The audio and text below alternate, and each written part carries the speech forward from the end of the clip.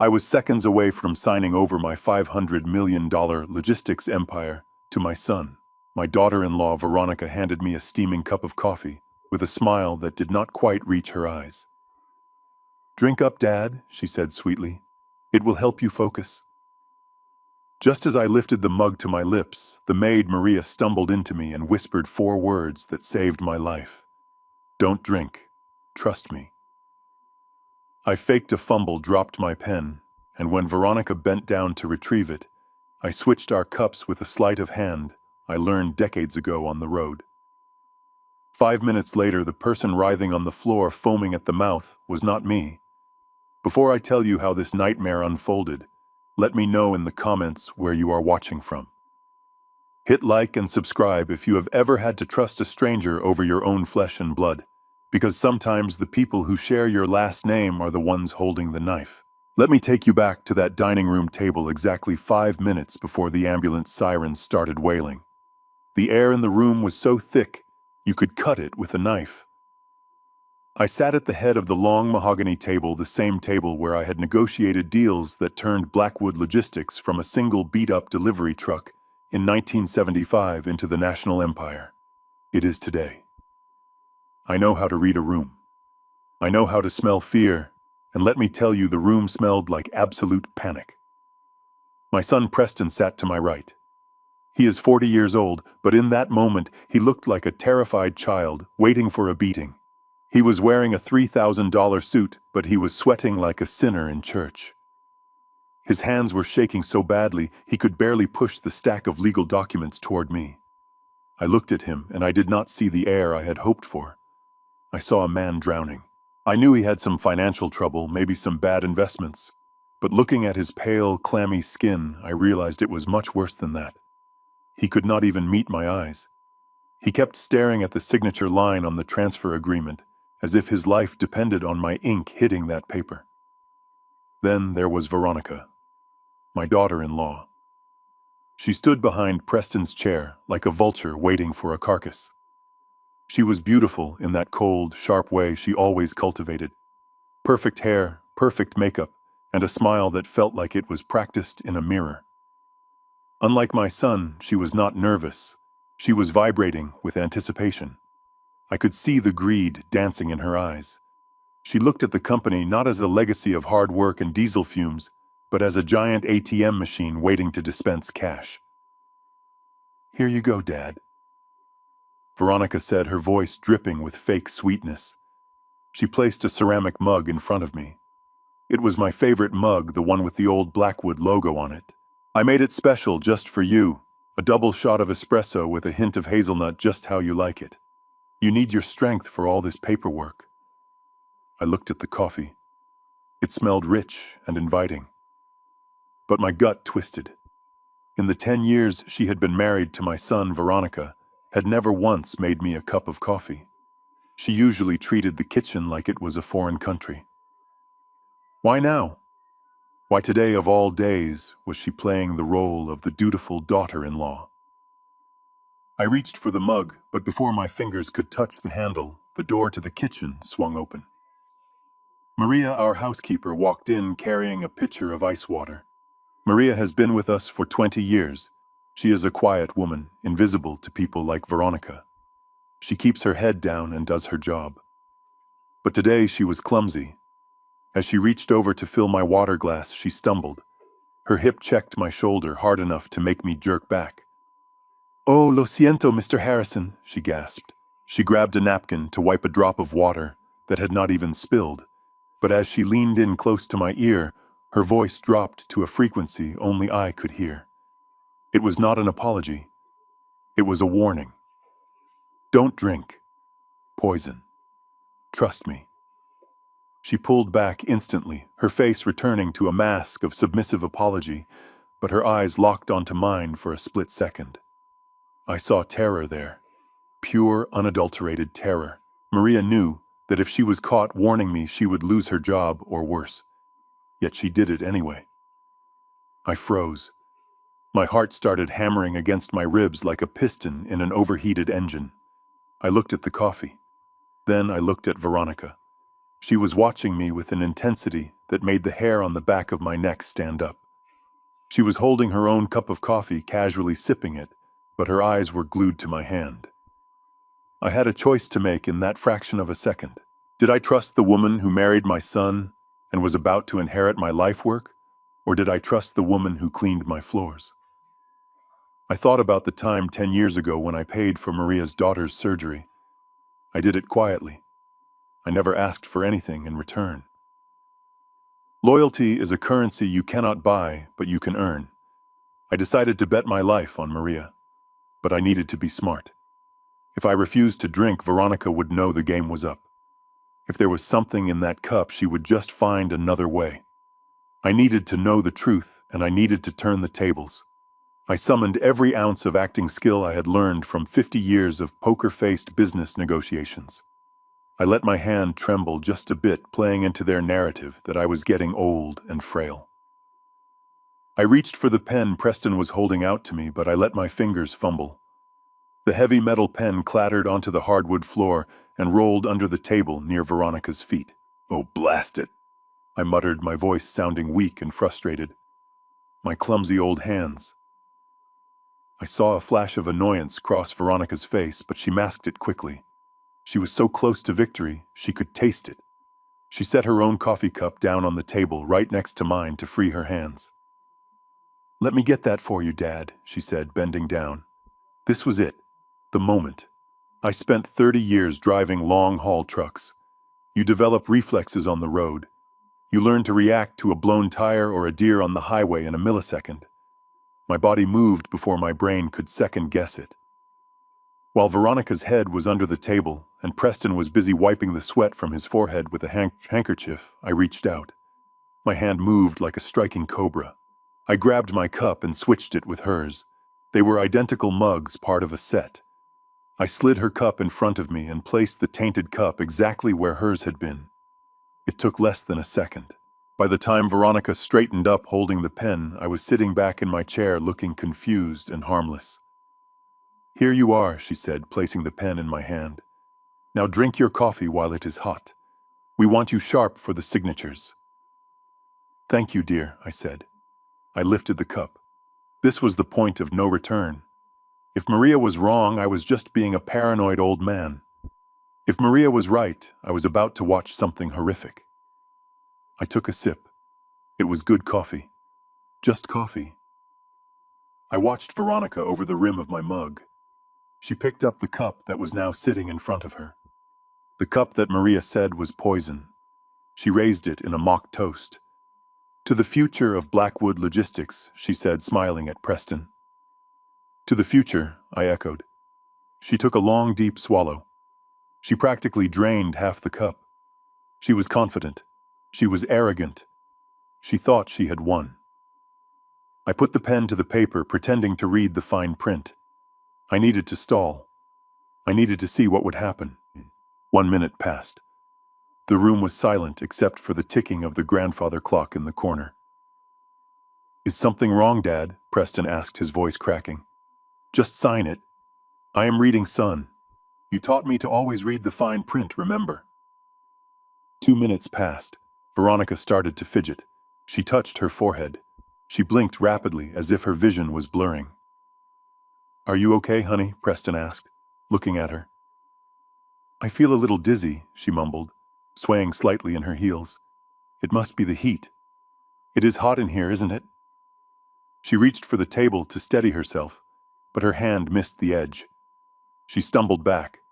Her face went from a healthy flush to a ghostly pale in seconds. Veronica Preston stood up, knocking his chair over. Suddenly, Veronica gasped. It was a horrible, wet sound, like she was trying to inhale underwater. Her eyes rolled back into her head, showing only the whites. She convulsed violently and crashed to the floor. Her head hit the glass base of the side table with a sickening crack. Veronica Preston screamed. I sat there, frozen in my chair, clutching the pen. My God, Maria was right. It was happening fast. Too fast. Veronica's body arched off the floor. Foam white and pink with blood started bubbling from her lips. Her limbs were thrashing uncontrollably. Call 911, Preston yelled at me, his eyes wide with horror. Dad, do something. I stood up slowly. My heart was breaking, not for the woman on the floor, but for the realization that my family had tried to kill me. I looked down at Veronica. She was choking on her own saliva. The poison was meant for me. They wanted me to have a stroke or a heart attack right here at the table right after I signed. I pulled out my phone and dialed emergency. But as I watched my son drop to his knees beside his wife, weeping and shaking, I saw something shift in his eyes. He looked up at me and the fear was gone, replaced by a sudden, desperate accusation. What did you do? Preston screamed at me, pointing a shaking finger. You gave her that cup. You poisoned her. The accusation hung in the air. The ambulance was on its way, but the war had just begun. They tried to take my life, and failing that, they were about to try to take my freedom. I looked at the cup of coffee in front of me, the evidence that would either save me or condemn me, and I knew one thing for certain. Harrison Blackwood was not going down without a fight. The ambulance ride was a blur of flashing lights and the deafening wail of sirens that seemed to scream through the streets of Chicago. I sat in the front passenger seat of the rig, staring blankly at the traffic parting before us like the Red Sea. My mind was racing, faster than the vehicle.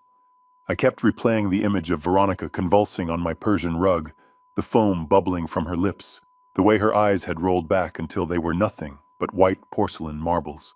It was a sight that would haunt a weaker man, but I forced myself to look at it in my memory, to analyze it, to understand the weapon that had been intended for me. When we arrived at City General, the paramedics wheeled the stretcher out with frantic efficiency, shouting medical jargon that sounded like a foreign language. Preston had followed in his Porsche, and he was already there waiting by the emergency bay doors.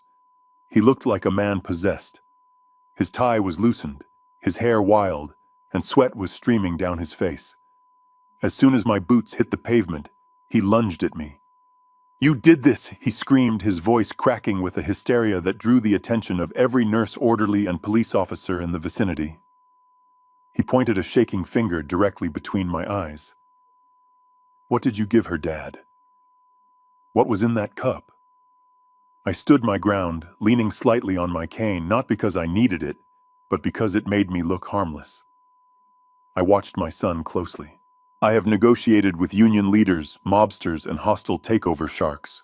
I know when someone is genuinely grieving, and I know when someone is performing. Preston was performing. He was terrified, yes, but not for his wife. He was terrified of the narrative. He needed to control the story before the police started asking real questions. Officer Miller, a young cop who looked like he had barely started shaving, stepped between us. Sir, please calm down. Let the doctors work. Preston ignored him. He grabbed the lapels of my jacket, shaking me. You are confused, aren't you? You have been mixing up your medications for weeks. I told you, Veronica. I told you we needed to watch him. He must have put his heart pills in her coffee. Oh God, she is going to die because he can't tell the difference between sugar and poison. The accusation hung in the sterile air of the emergency room entrance like a toxic cloud. I saw the shift in the eyes of the police officer. A moment ago, he was looking at a family tragedy. Now he was looking at a senile old man who had become a danger to society. It was a brilliant pivot. If Veronica died, and I was blamed, it was manslaughter due to diminished capacity. Preston would get immediate power of attorney over my estate, and he would sell my company before Veronica's body was even cold. I lowered my head, playing the part they had written for me. I stammered, intentionally making my voice sound weak and tremulous. I don't know, son. I just made the coffee. I thought it was just coffee. Preston turned to the officer, tears streaming down his face. Oscar-worthy tears. You see, officer, he doesn't know. His mind comes and goes. We were trying to get him to sign over the company today, just to protect him from stress, and now this happens. It is my fault.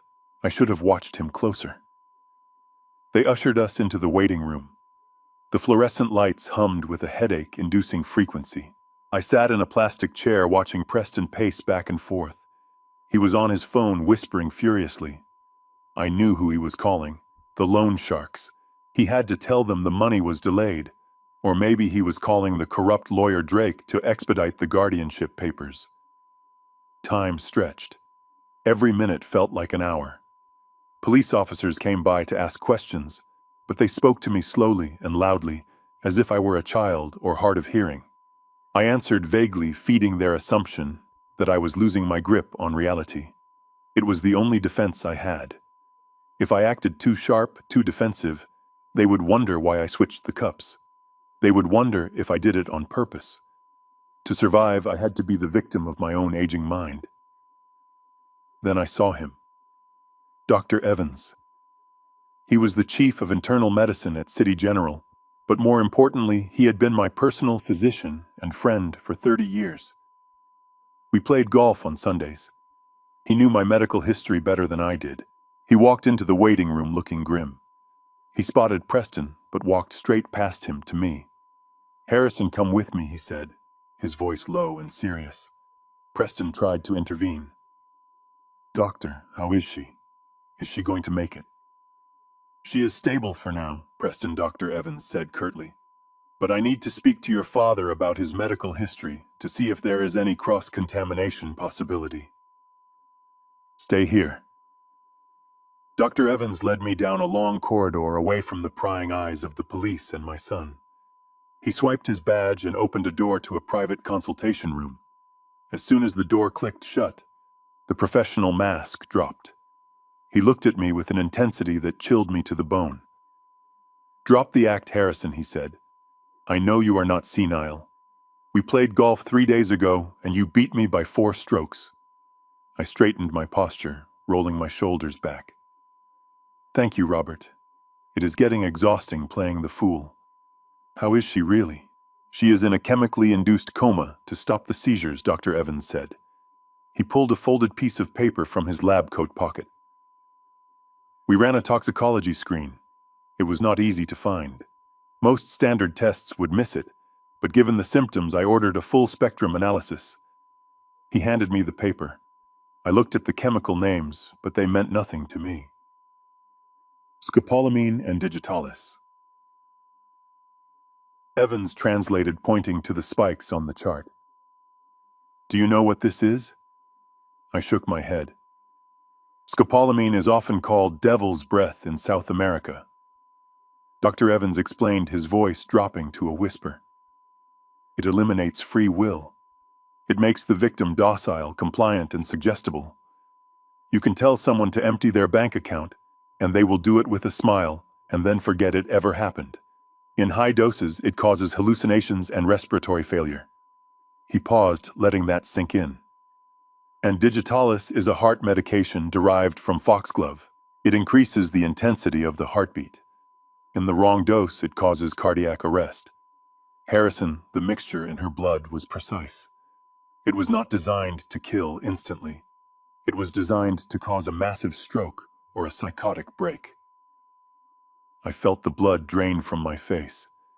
They did not want to kill me. Death would trigger an autopsy. Death would trigger a probate battle. They wanted to break my mind, I realized aloud. "Exactly," Dr. Evans said. "If you had drunk that coffee, you would have signed those papers without hesitation. Then you would have either stroked out or been left in a permanent vegetative state. They would have packed you off to a facility, and you would have been too confused to ever tell anyone what happened. It is the perfect crime." I sank into the chair, my legs suddenly feeling like lead. I had underestimated them. I thought they were greedy. I did not know they were evil. I thought Preston was weak, but desperation had made him dangerous. And Veronica, she was the architect.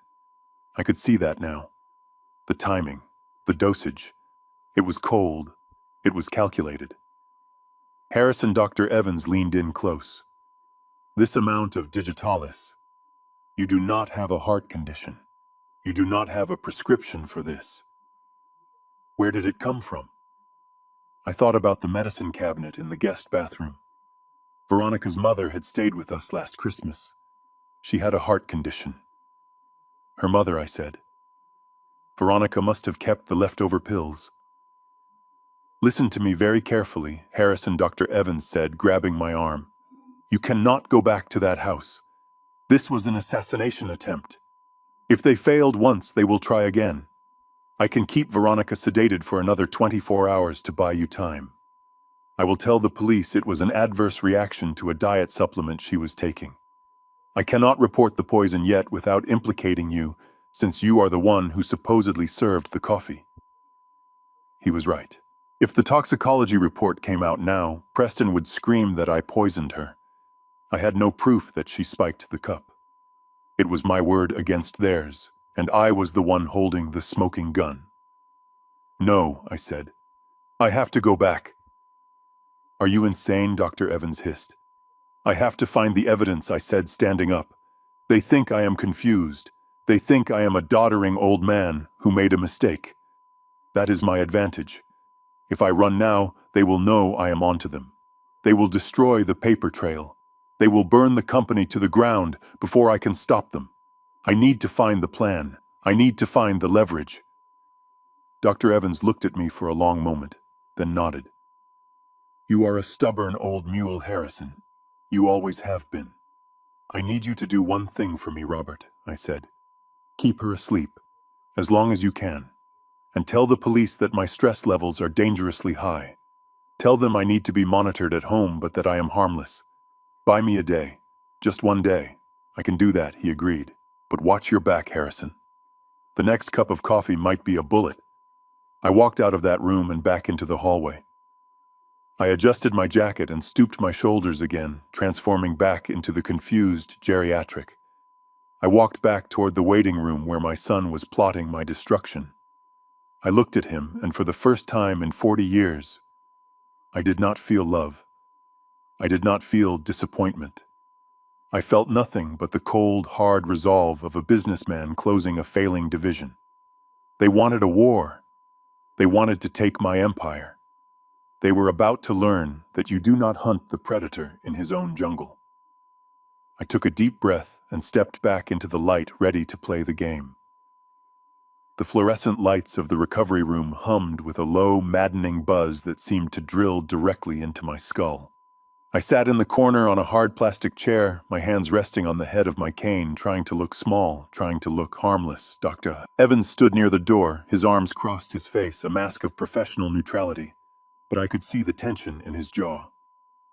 Preston was hovering over the hospital bed, holding Veronica's limp hand, performing the role of the devoted husband for an audience of one young police officer. Officer Miller was taking notes in a small pad, his brow furrowed in concentration. The room smelled of antiseptic and lies. We were waiting for the sleeping beauty to wake up. Or rather, we were waiting for the viper to uncoil. It happened slowly at first. The rhythm of the heart monitor quickened, beep, beep, beep, speeding up like a ticking bomb. Veronica's eyelids fluttered. A low moan escaped her lips. It was a sound of genuine pain, and for a fleeting second I felt a pang of guilt. But then I remembered the cold calculation in her eyes when she handed me that cup, and the guilt evaporated like mist in the morning sun. She opened her eyes. They were bloodshot, unfocused, swimming in a haze of drugs. She looked at the ceiling, then at Preston, and finally her gaze landed on me. For a moment, there was nothing but confusion. She blinked, trying to clear the fog. Then memory returned. I saw it happen in real time. The confusion sharpened into clarity, and the clarity hardened into a diamond-hard realization. She looked at me, and she knew. She knew I had switched the cups. She knew I had watched her drink her own poison. And she knew that if she accused me of poisoning her, she would have to explain why there was a lethal cocktail of heart medication and mind control drugs in a cup of coffee she prepared. I held her gaze, my face expressionless. It was a silent duel fought across the sterile expanse of a hospital room. Checkmate, Veronica, I thought. You cannot call the police because you are the criminal. But I had underestimated her ability to improvise. I had underestimated the sheer depth of her malice. Veronica let out a sob. It was a weak, broken sound that immediately drew everyone's sympathy. She squeezed Preston's hand. "Water," she rasped. Preston scrambled to hold a cup with a straw to her lips. She took a small sip and then let her head fall back against the pillow, tears leaking from the corners of her eyes. She looked at Officer Miller, then she looked at me with an expression of heartbreaking forgiveness. "Oh, Dad," she whispered, her voice trembling. "You poor thing." I frowned, genuinely confused for a moment. This was not the reaction I expected. I expected rage. I expected silence. I did not expect pity. Officer Miller stepped forward. "Ma'am, can you tell us what happened? Do you remember drinking the coffee?" Veronica nodded slowly, wincing as if the movement hurt. "Yes. I made coffee for Harrison. For Dad. We were working on the papers. I set it down and then I must have picked up the wrong cup. Or maybe he got confused again." She turned her eyes to Preston, pleading for validation. "He's been mixing things up lately, hasn't he, honey?" she said softly. "The other day I found his heart pills in the sugar bowl. He gets so confused with his medication.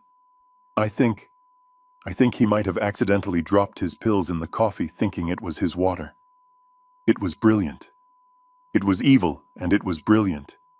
She was not accusing me of attempted murder. That would require motive and investigation. She was accusing me of being a senile old man who had made a tragic mistake. She was weaponizing my age against me." Preston did not miss a beat. He jumped on the narrative like a drowning man grabbing a life raft. He turned to the officer, his face contorted with feigned realization. "Oh my God. That makes sense. That makes perfect sense." Preston looked at me, shaking his head sadly. "Officer, my father. We have been trying to keep it private, but he has been struggling. Early onset dementia. He hides it well in public, but at home, he forgets where he is. He forgets who we are. He mixes up his medications all the time." He turned back to Veronica, stroking her hair. "He must have thought he was taking his medicine." Preston continued, his voice thick with fake emotion. "And he dropped it in your cup by mistake. And you drank it. Oh God, Veronica. He almost killed you, because I haven't been watching him closely enough."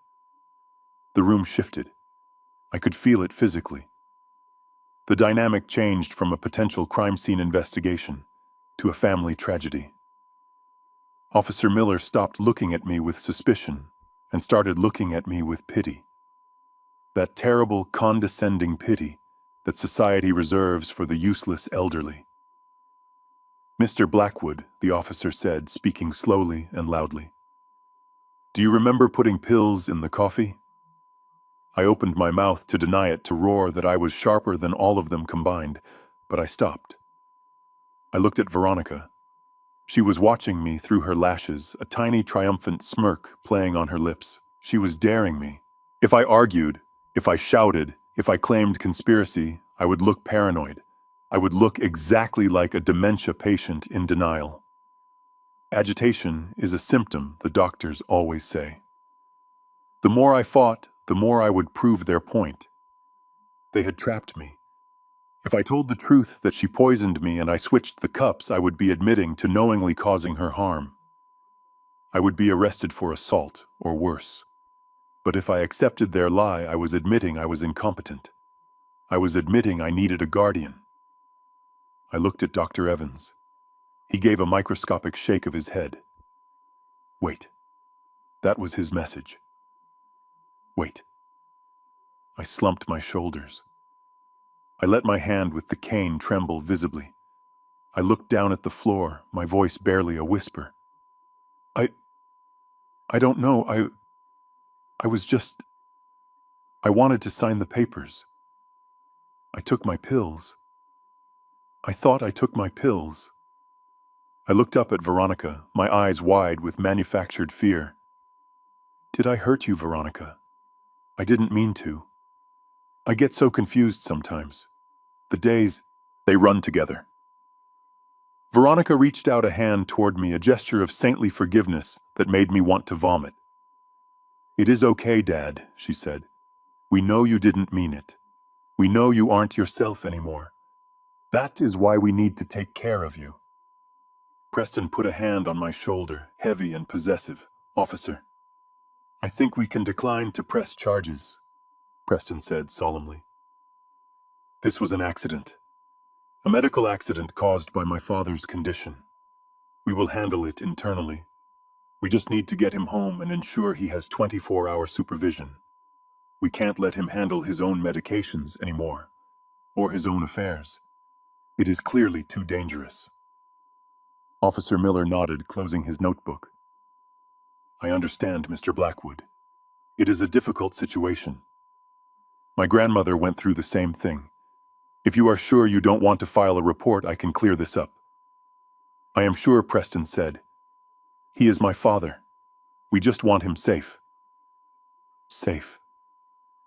The word sounded like a prison sentence. They had done it. In 10 minutes, they had stripped me of my agency. They had turned the tables so completely that I was no longer the victim of an assassination attempt. I was a liability that needed to be managed. Dr. Evans stepped forward then. "I will need to keep Veronica for observation overnight," he said firmly. "And regarding Harrison, I agree that he shouldn't be left alone. However, given the stress of this event, I strongly recommend against moving him to a facility immediately. It could trigger a psychotic break. Let him go home. Let him rest in his own bed. I will arrange for a private nurse to monitor him tonight." Preston narrowed his eyes. He wanted to isolate me immediately. He wanted me in a locked room where I couldn't talk to lawyers or bankers, but he couldn't argue with the chief of medicine in front of a cop. "Fine," Preston agreed.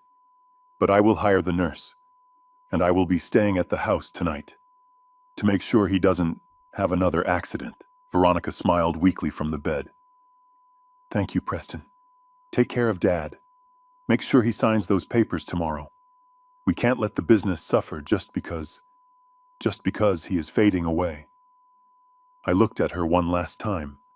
She had won the battle. She had turned her own poisoning into a weapon to strip me of my rights. She thought she had broken me. She thought I was going to go home and fade away into the twilight of senility she had painted for me. I shuffled toward the door, leaning heavily on my cane, letting Preston guide me by the elbow like a toddler. "Come on, Dad," Preston said, his voice dripping with condescension. "Let's get you home. You have had a big day." I walked out of that hospital room, leaving the Viper in her bed. My head was bowed, my steps were shuffling, but inside my mind was sharp cold and clear as a winter morning. They thought they were taking a confused old man home. They were wrong. They were bringing a Trojan horse into their fortress. I had played the fool to buy my freedom. Now I had 12 hours. 12 hours before the sun rose. 12 hours to find the proof to break the trap, and to remind my son that the lion is most dangerous when it is wounded and backed into a corner. The game had changed. It was no longer about business. It was about survival. And I intended to survive. The ride back to my estate was a funeral procession of one. I sat in the back of Preston's car, watching the iron gates of Blackwood Manor swing open, not to welcome the master of the house, but to imprison him. The house I had built brick by brick, with the profits of my first major fleet expansion, now loomed over me like a Gothic mausoleum. Preston did not park in the garage. He pulled right up to the front steps where a man was waiting. He was built like a vending machine, with a neck as thick as a tree stump, and eyes that looked like they had seen everything and felt nothing. He wore scrubs that were 2 sizes too tight, but I knew a bouncer when I saw one. This was not a medical professional. This was muscle. "Dad, this is Greg," Preston said, parking the car. "He is a specialized geriatric nurse. He is going to stay with you tonight just to monitor your vitals and make sure you don't get confused again." I looked at Greg. His knuckles were scarred. I doubted he knew how to take a pulse, but I was certain he knew how to break a wrist. Nice to meet you, Mr. Blackwood, Greg grunted. His voice sounded like gravel in a blender. I leaned heavily on my cane, playing my part. Hello, young man. Are you here to help me with my pills? Something like that, Greg said. They marched me up the stairs to my master suite. It was humiliating. My son held my left elbow, and this stranger held my right, as if I were a toddler learning to walk. They ushered me into my bedroom, the room where I had slept alone since my wife Eleanor passed 5 years ago. Get some rest, Dad, Preston said, backing toward the door. Greg will be right outside in the hall. If you need anything at all, you just knock. Do not try to go downstairs. We don't want you falling. The door clicked shut. I heard the distinct heavy thud of a chair being placed against the wood on the other side. I was a prisoner in my own castle. I waited until I heard Preston's footsteps fade down the hallway. I walked to the window. It was a 20-foot drop to the patio. No escape there. I checked my cell phone. No signal. They must have installed a jammer or cut the router. I was cut off from the world. But Preston had forgotten one thing. He grew up in this house, but I designed it. I knew its secrets. I knew that in 1995, when we renovated the East Wing, I had insisted on keeping the old laundry chute access panel in the back of the walk-in closet. It was too small for a man to fit through, but next to it was a narrow service door that led to the attic crawl space, which dropped down a maintenance ladder directly into the utility room in the basement. It was designed for electricians and plumbers to access the wiring without disturbing the family. Preston probably didn't even know it existed. I sat on the edge of my bed and waited. I needed the house to settle. I needed Greg to get bored and complacent. Hours ticked by. I watched the moon rise through the window, casting long, skeletal shadows across the floor. My stomach rumbled, reminding me I hadn't eaten since breakfast, but hunger was a sharp clarity I welcomed. Around 2 a.m, I heard the heavy rhythmic snoring coming from the hallway. My jailer was asleep. I moved. I did not need the cane now. I moved with the silent tread of a hunter. I went into the closet, pushed aside the racks of Italian suits that I rarely wore anymore, and found the panel. It was stiff, painted over, but a little leverage with a metal shoehorn popped it open. The air inside smelled of dust and old insulation. I squeezed through, finding the ladder by touch in the pitch black. The descent was hard. My joints ached and my heart hammered against my ribs, but adrenaline is a powerful painkiller. I climbed down past the second floor, past the first floor, until my feet touched the cold concrete of the basement utility room. I opened the door a crack. The basement hallway was dark, but a sliver of light spilled from under the door of the laundry room at the far end. I crept toward it. The hum of a dryer covered the sound of my footsteps. I pushed the door open.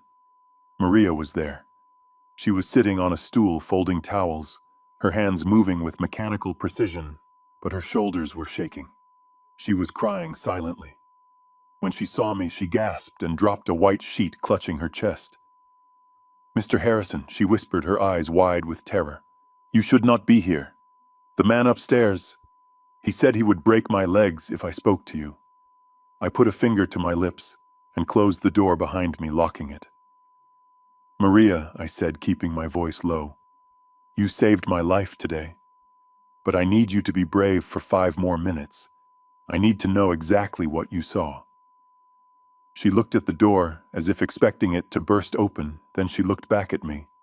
Her face was a map of conflict torn between fear and loyalty. She took a deep breath and wiped her hands on her apron. I was in the kitchen, she began, her voice trembling. Mrs. Veronica, she came in. She told me to leave to go clean the patio, but I forgot my phone on the counter, so I came back. She didn't hear me. The blender was on. Maria mimed a grinding motion. She had a mortar and pestle, Mr. Harrison. Not for spices. She was crushing pills. Blue pills. Many of them. Little blue octagons. Digitalis pills are often blue. My heart went cold. She put the powder in the French press, she continued.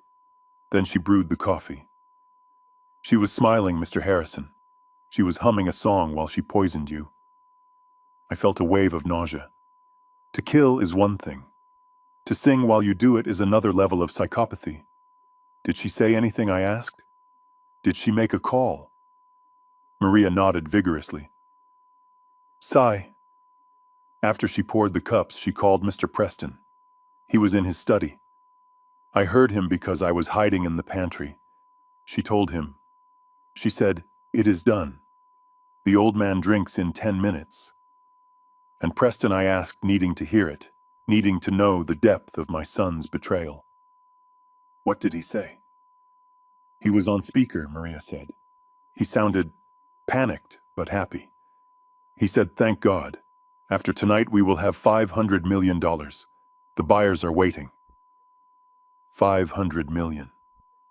The number hit me like a physical blow. The company was worth at least 800 million on a bad day.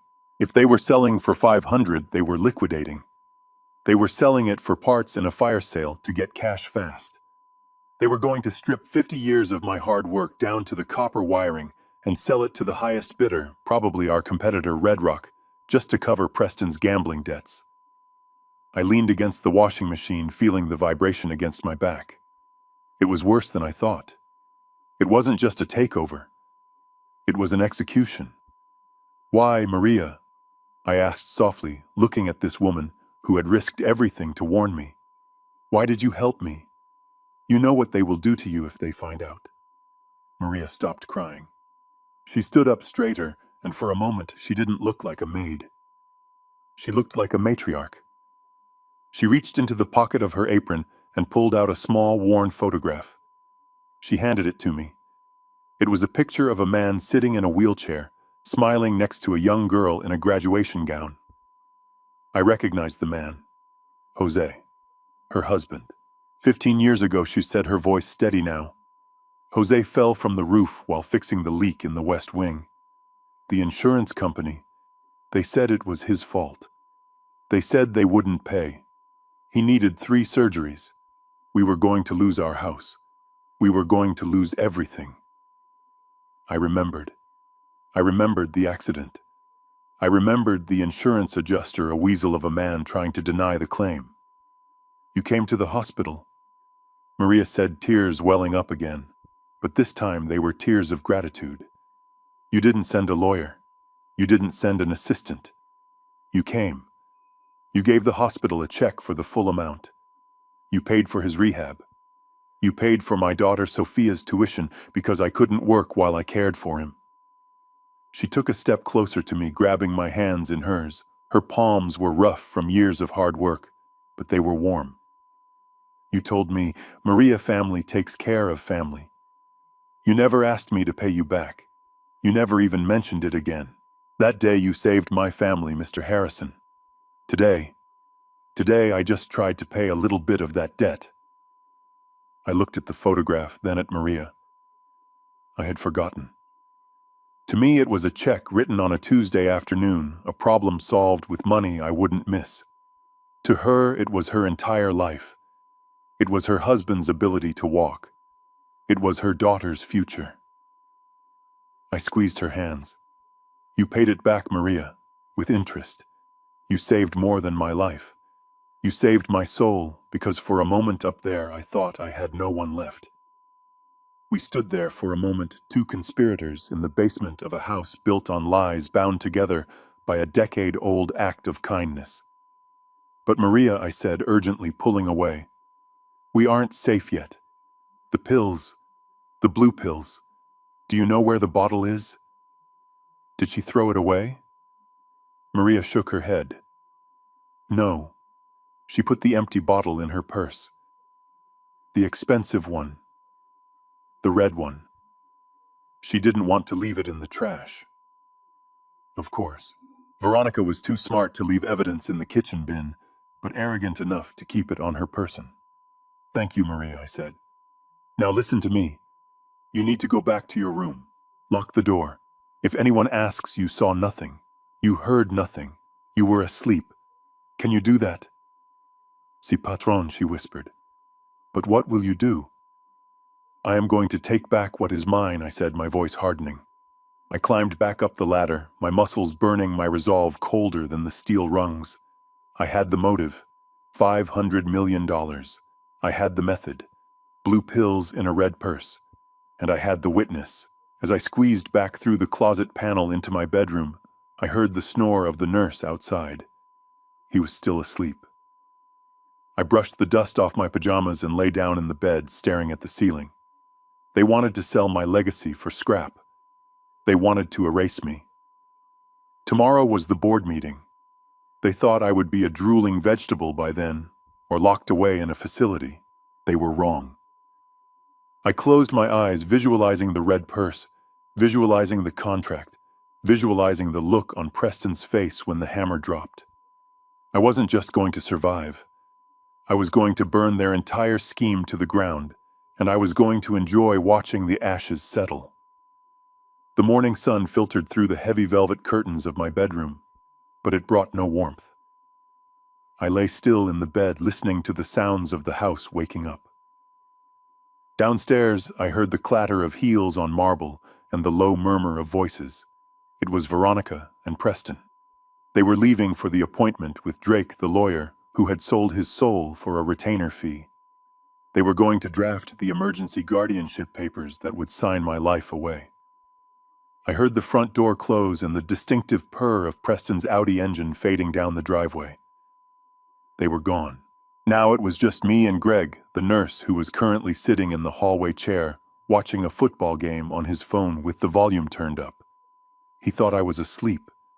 He thought I was a medicated old man who couldn't even make it to the bathroom without a walker. He was about to learn that you never underestimate a man who built a fortune hauling steel across the Rockies in a blizzard. I waited 10 minutes to be sure. Then I stood up. I didn't need the cane. I moved to the door and listened. Greg was laughing at something on his screen. Perfect. I needed to get to Preston's study, which was on the second floor at the end of the east wing. It was far enough away that if I was quiet, Greg would never hear me. I opened my bedroom door a crack. Greg's back was to me. I slipped out into the hallway, my socks moving silently on the plush carpet. I moved like a ghost. I passed the portraits of my ancestors, past the vase from the Ming dynasty that Veronica had bought with my money, and reached the heavy oak door of the study. It was locked, of course. Preston was paranoid. He had every right to be. I reached into my pocket. I had snagged a stiff piece of wire from a spiral notebook in the nightstand drawer. It wasn't a professional lockpick, but I spent 20 years fixing engines and rigging latches on the road. A simple interior door lock was a joke to me. I knelt down, my knees protesting with a sharp shot of pain, but I ignored it. I slid the wire into the keyhole, feeling for the tumblers. It took 3 seconds. Click. The handle turned. I slipped inside and locked the door behind me. The room smelled of stale scotch and cold sweat. It was a mess. Papers were strewn everywhere. The trash can was overflowing. This was not the office of a CEO. It was the bunker of a man under siege. I went straight to the painting behind the desk, a portrait of Preston receiving his MBA. I pulled it aside. There it was, the wall safe. It was a Titan model digital keypad, reinforced steel. Most people would look at it and see an impenetrable fortress. I looked at it and saw a machine I had purchased myself 5 years ago when I remodeled this office for him. I knew this safe. I knew that the Titan series from that year had a mechanical redundancy, a fail-safe for when the batteries died. There was a magnetic solenoid inside that could be tripped if you knew exactly where to hit it. I didn't have a magnet, but I had physics. I grabbed a heavy brass letter opener from the desk. I pressed my ear against the cold steel of the safe door. I spun the handle, putting tension on the bolt. Then I struck the side of the safe hard right over the locking mechanism. Bam! I turned the handle. Nothing. I struck it again, harder this time, vibrating the impact through my arm. Bam! Click! The handle gave way. The door swung open. I let out a breath I didn't know I was holding. I reached into the dark metal cavity.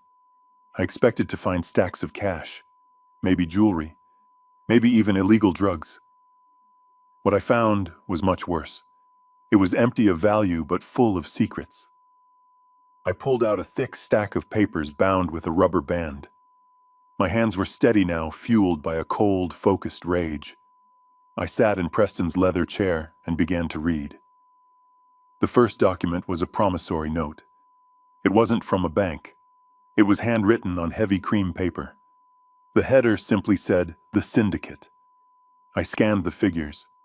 My vision blurred for a second, and I had to blink to clear it. $15 million.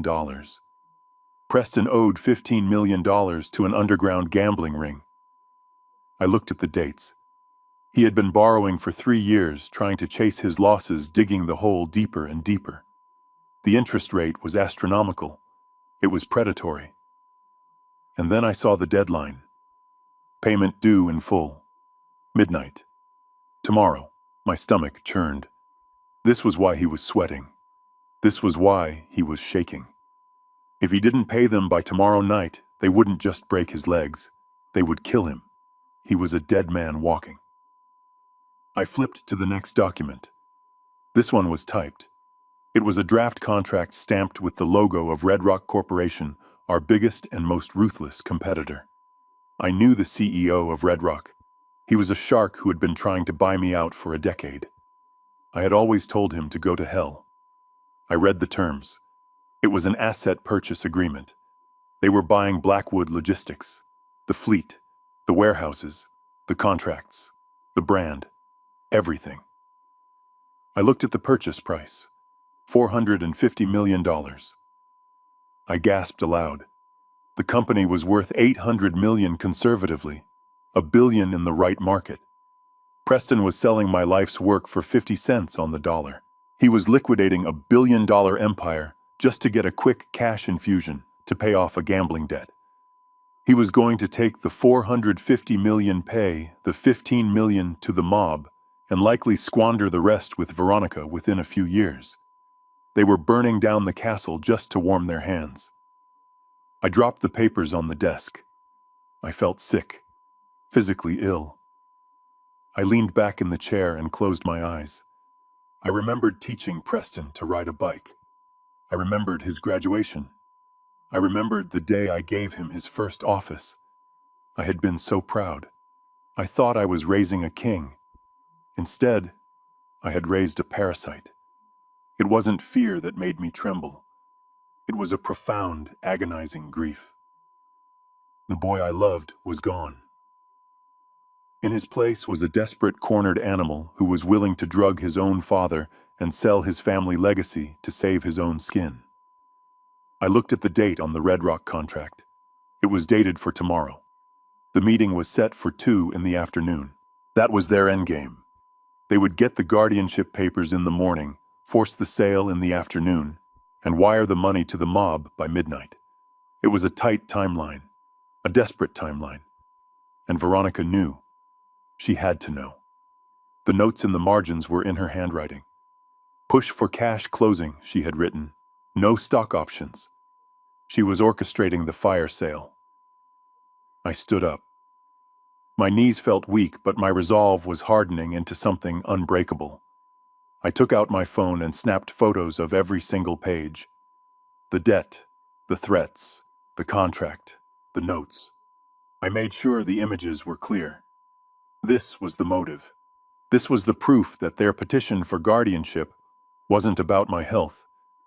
It was about a frantic cover-up of massive criminal negligence.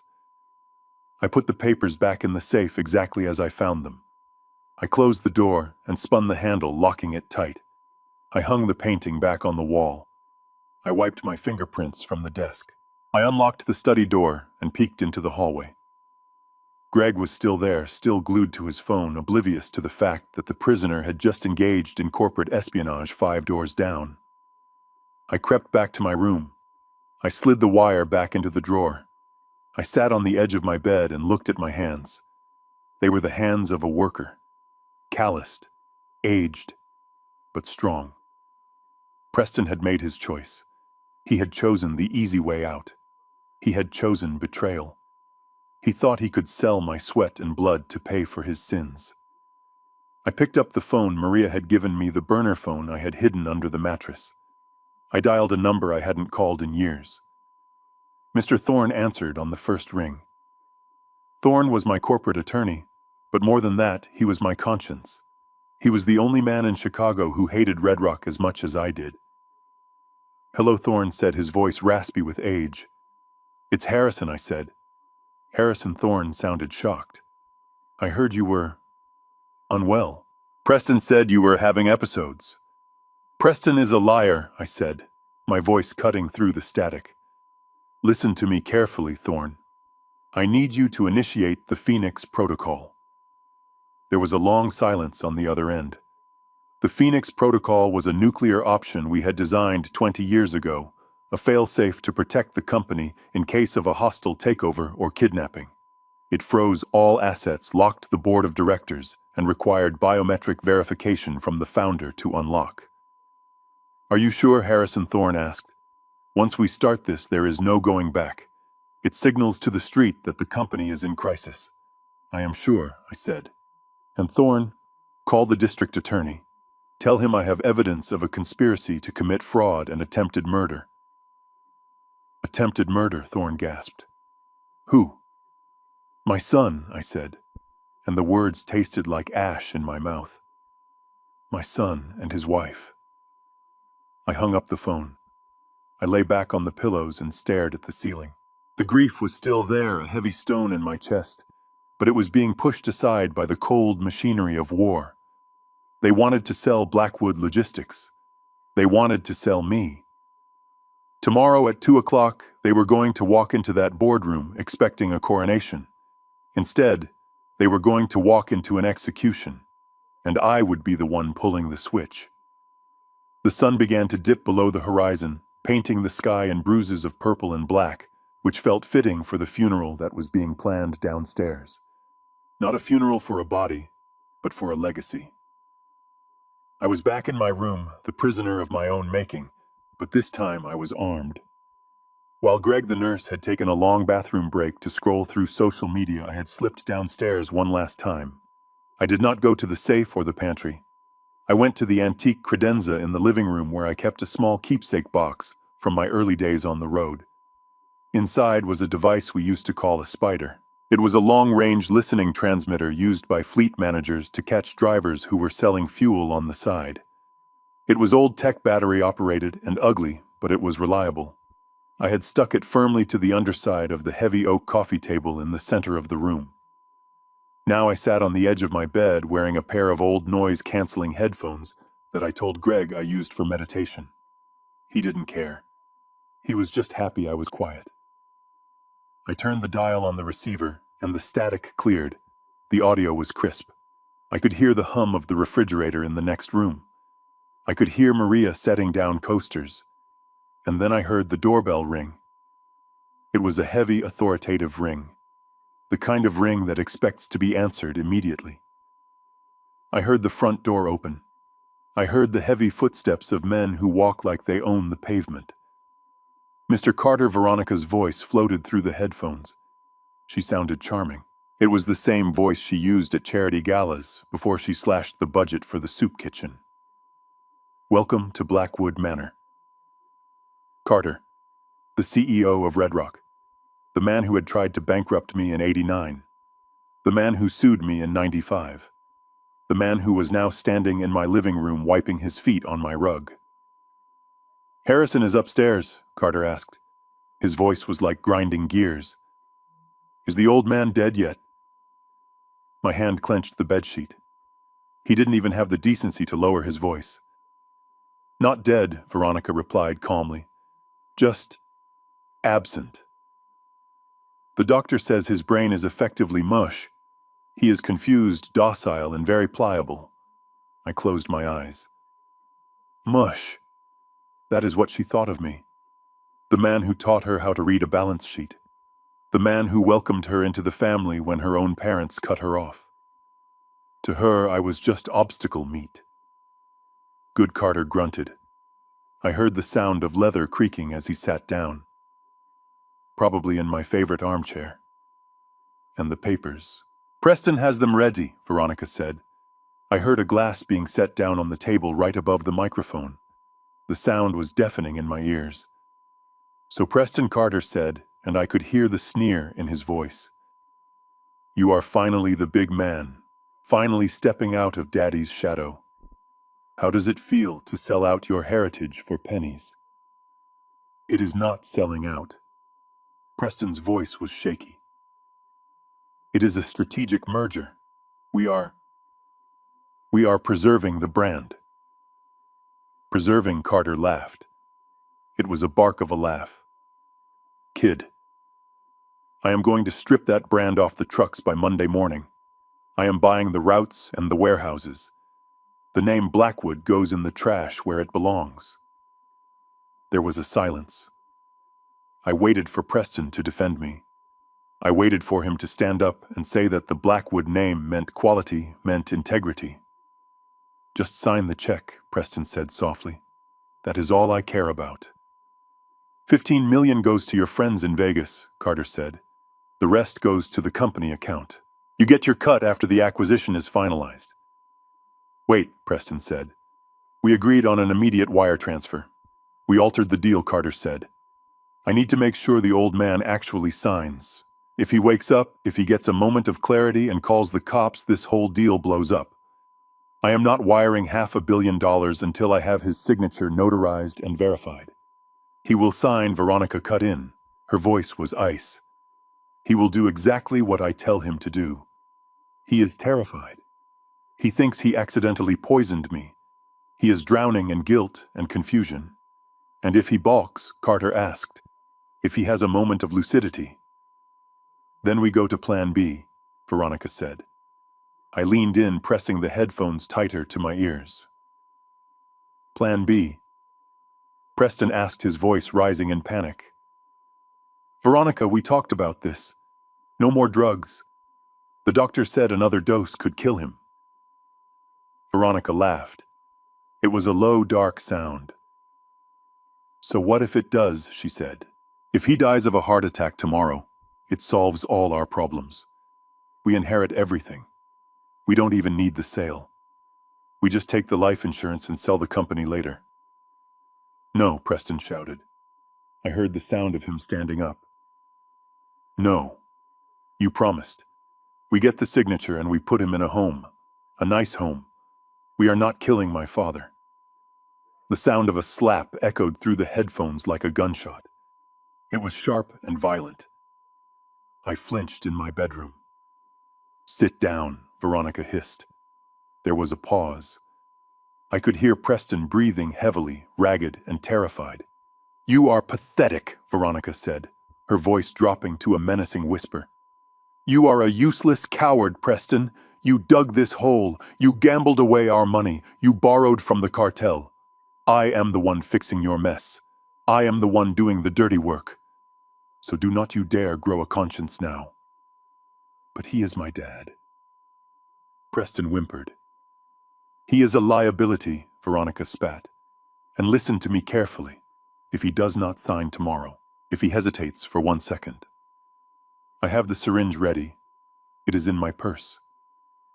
1 injection and his heart stops, and I will make it look like he died in his sleep. Do you understand me? Silence. Do you understand me? She repeated louder. Yes, Preston whispered. Yes. Good. Now pour Mr. Carter a drink. We have a victory to celebrate. I took the headphones off. My hands were trembling, but not from age. They were trembling from a grief so profound, it felt like my chest was caved in. I sat there in the dark, listening to the silence of the room, my son. The boy I held when he had nightmares. The boy I taught to fish. The man I groomed to take over the empire. He had just stood there and let his wife threaten to murder me. He had negotiated the price of my life and settled for a wire transfer.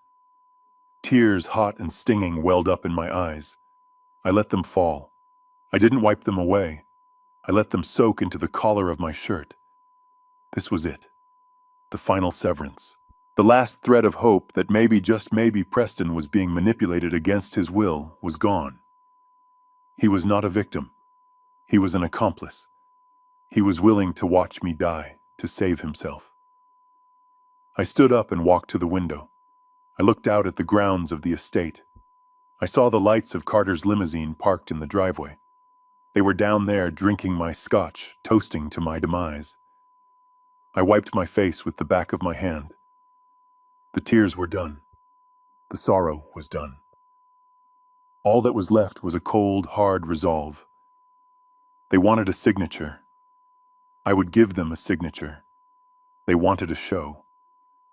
I would give them a show. I went to the closet and pulled out my suit. Not the comfortable wool cardigan they had dressed me in to make me look frail. I pulled out the charcoal three-piece suit I wore when I hostilely acquired the Midwest distribution hub in '98. I pulled out the red tie, the power tie. I hid them in the back of the closet behind the winter coats. I would need them for tomorrow.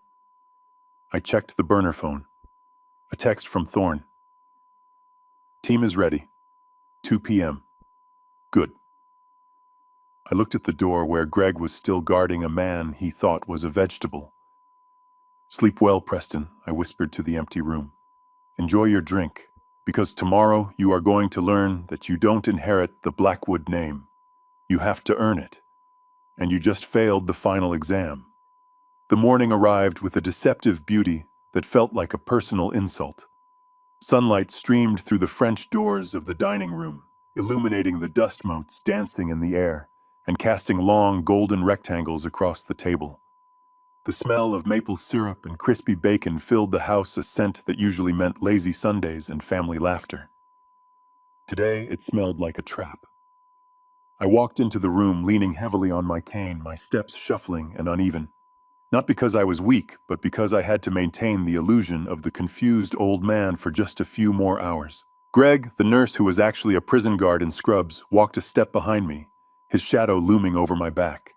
He guided me to my chair at the head of the table. The table was set for a feast. There were platters of fruit, stacks of waffles, and a silver carafe of coffee steaming in the morning light.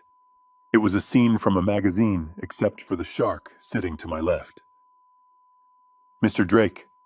He was wearing a suit that cost more than my first house, and a watch that was too big for his wrist.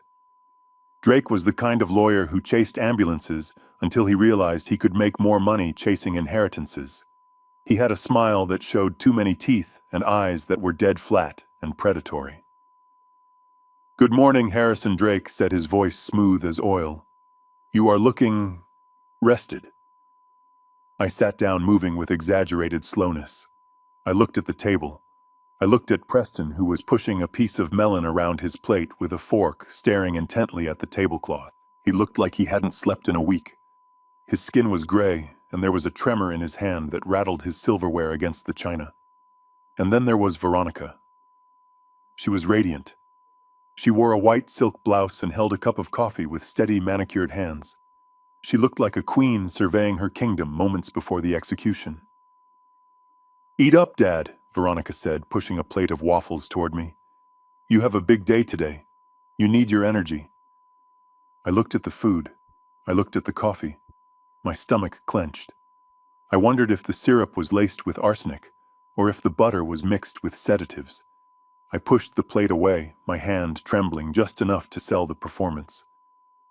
"I am not hungry," I mumbled, my voice raspy. Who is this man?" Veronica sighed, a dramatic sound of exhaustion that she performed for Drake's benefit.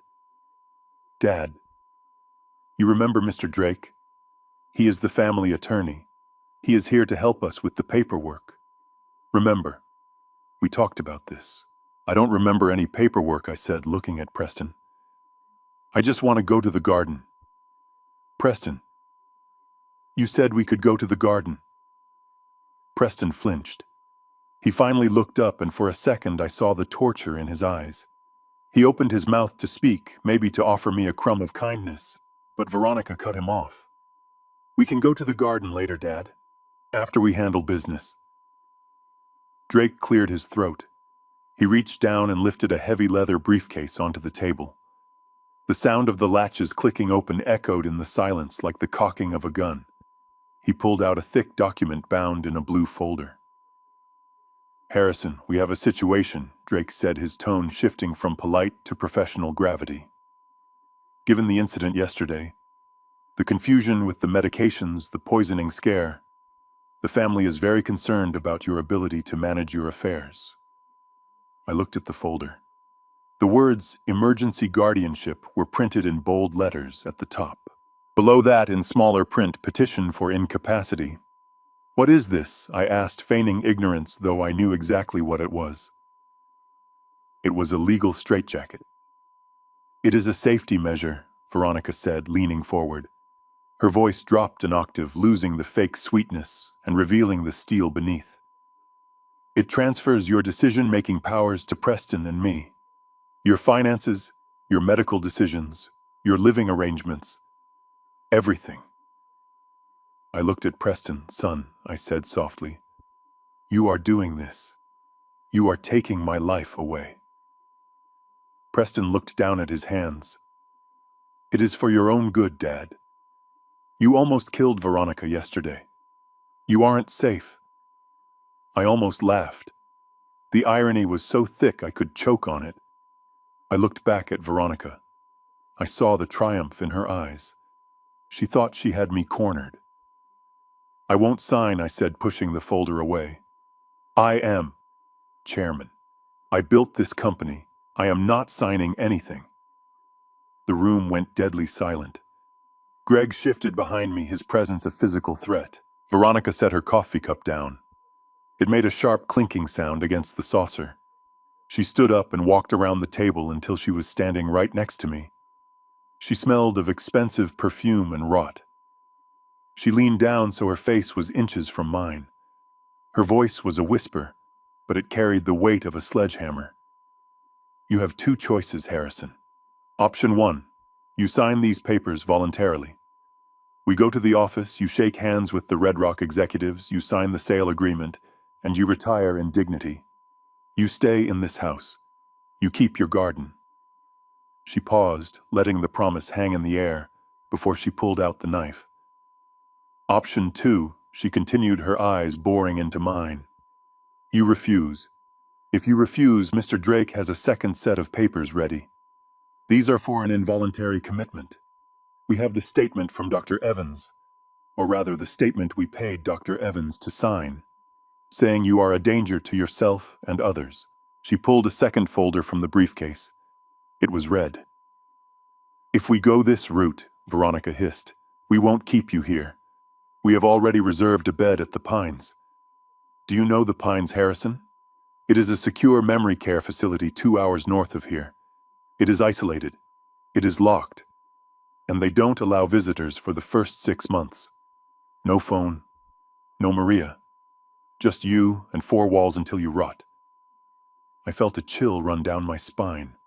The Pines. I knew it. It was a warehouse for the forgotten, a place where they sedated the elderly to keep them quiet. You wouldn't, I whispered, looking at my son. Preston, you wouldn't let her do that. Preston didn't move. He didn't speak.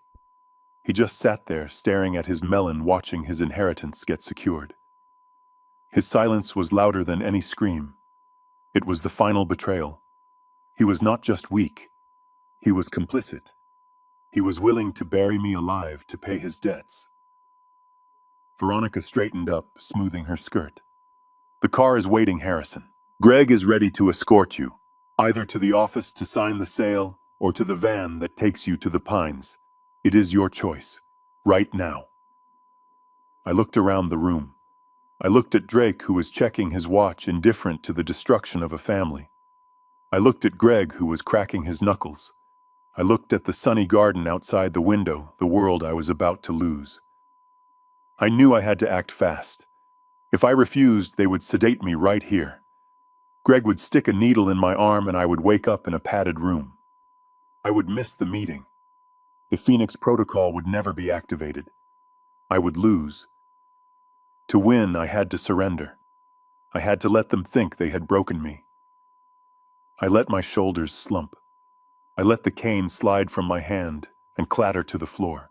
I covered my face with my hands and let out a shuddering breath, acting the part of the defeated, broken old man. Please, I whispered. Please don't send me away. Not the Pines. Then sign, Veronica said, sliding the blue folder back in front of me. I looked up, my eyes wet with forced tears. I will sign, I said, my voice trembling. I will do whatever you want. Just let me stay home. Good, Veronica said. Her smile returned, bright and terrifying. But we aren't signing here. We are signing at the office. Mr. Carter wants to see you put pen to paper in person. He wants to make sure you are fully on board. She snapped her fingers at Greg. Get him dressed. The nice suit. We leave in 20 minutes. Greg grabbed my arm and hauled me up. I leaned on him heavily, playing the invalid. As I shuffled out of the room, I looked back one last time. Veronica was high-fiving Drake.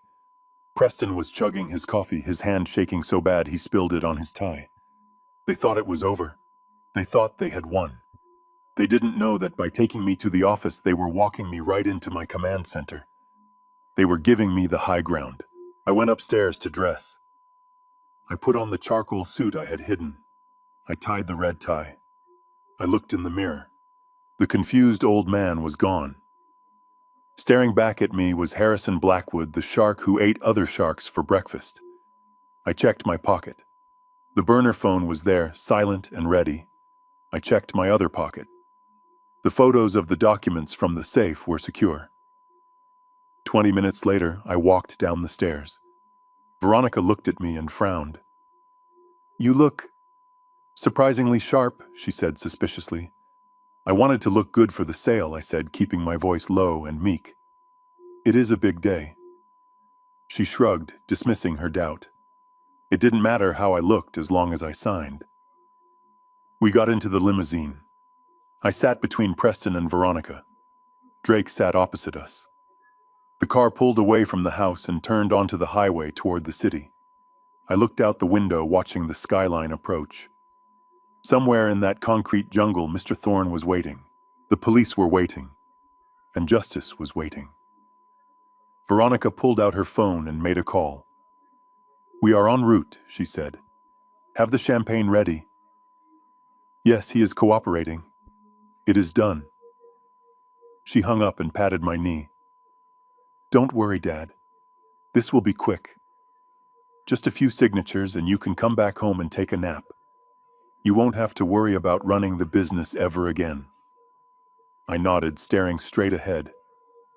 You are right, Veronica, I said softly. I won't have to worry about a thing.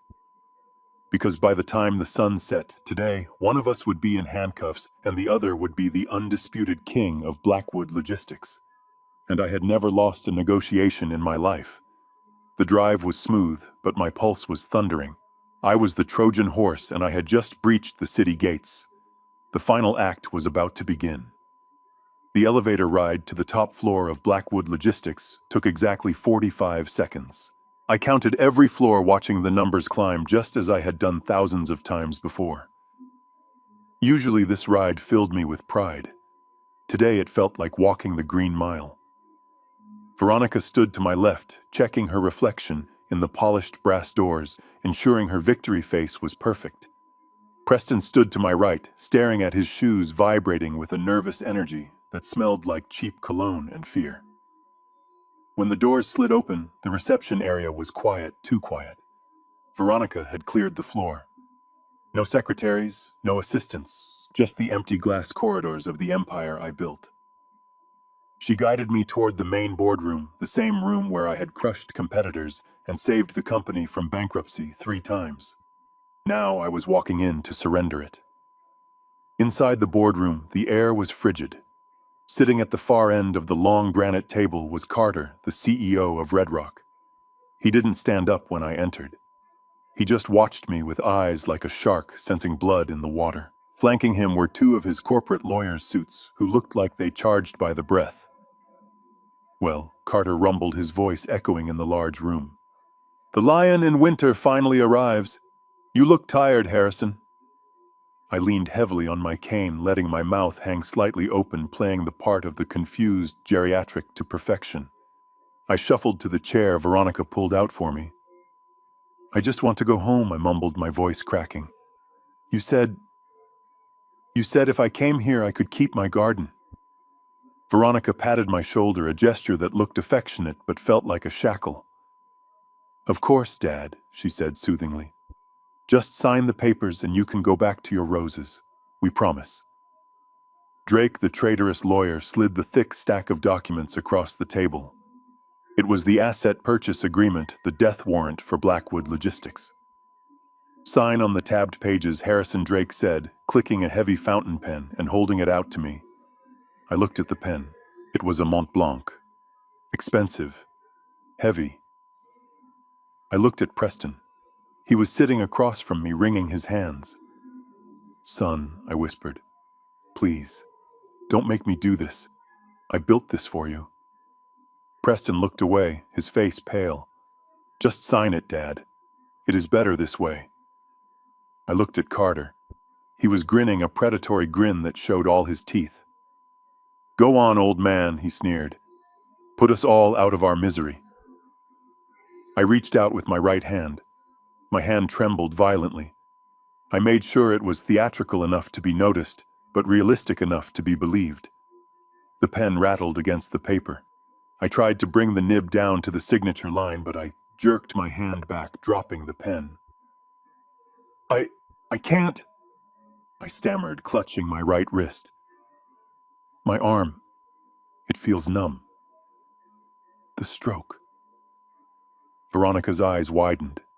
She hissed at Preston. I told you the drugs were too strong. She leaned down, whispering in my ear. Dad, you have to sign. Use your other hand. Just make a mark. Anything. This was the moment, the pivot point. They were so desperate for the ink on the page that they forgot the rules of the game. They forgot who they were dealing with. I looked up at her, my eyes wet with fake tears. Can I use my left hand? I asked pitifully. Yes, Carter barked from the end of the table, impatient. Just put your name on the damn line, Harrison. I don't care if you hold the pen with your teeth. I picked up the pen with my left hand. I am right-handed. I have been right-handed for 72 years. My right-hand signature is a thing of beauty, a sharp, aggressive scrawl that is known across the industry. But today my right hand hung limp and useless at my side. I gripped the pen awkwardly in my left fist like a child learning to write. I pressed the nib to the paper. I, Harrison Blackwood. I wrote slowly, deliberately, making the letters jagged and uneven. It looked like the writing of a broken man. It looked like the signature of someone whose mind had finally snapped. Veronica watched the tip of the pen like a hawk. As I finished the last loop of the D, she let out a breath she had been holding. She snatched the paper away before the ink was even dry. Done, she announced triumphantly, sliding the document down to Carter.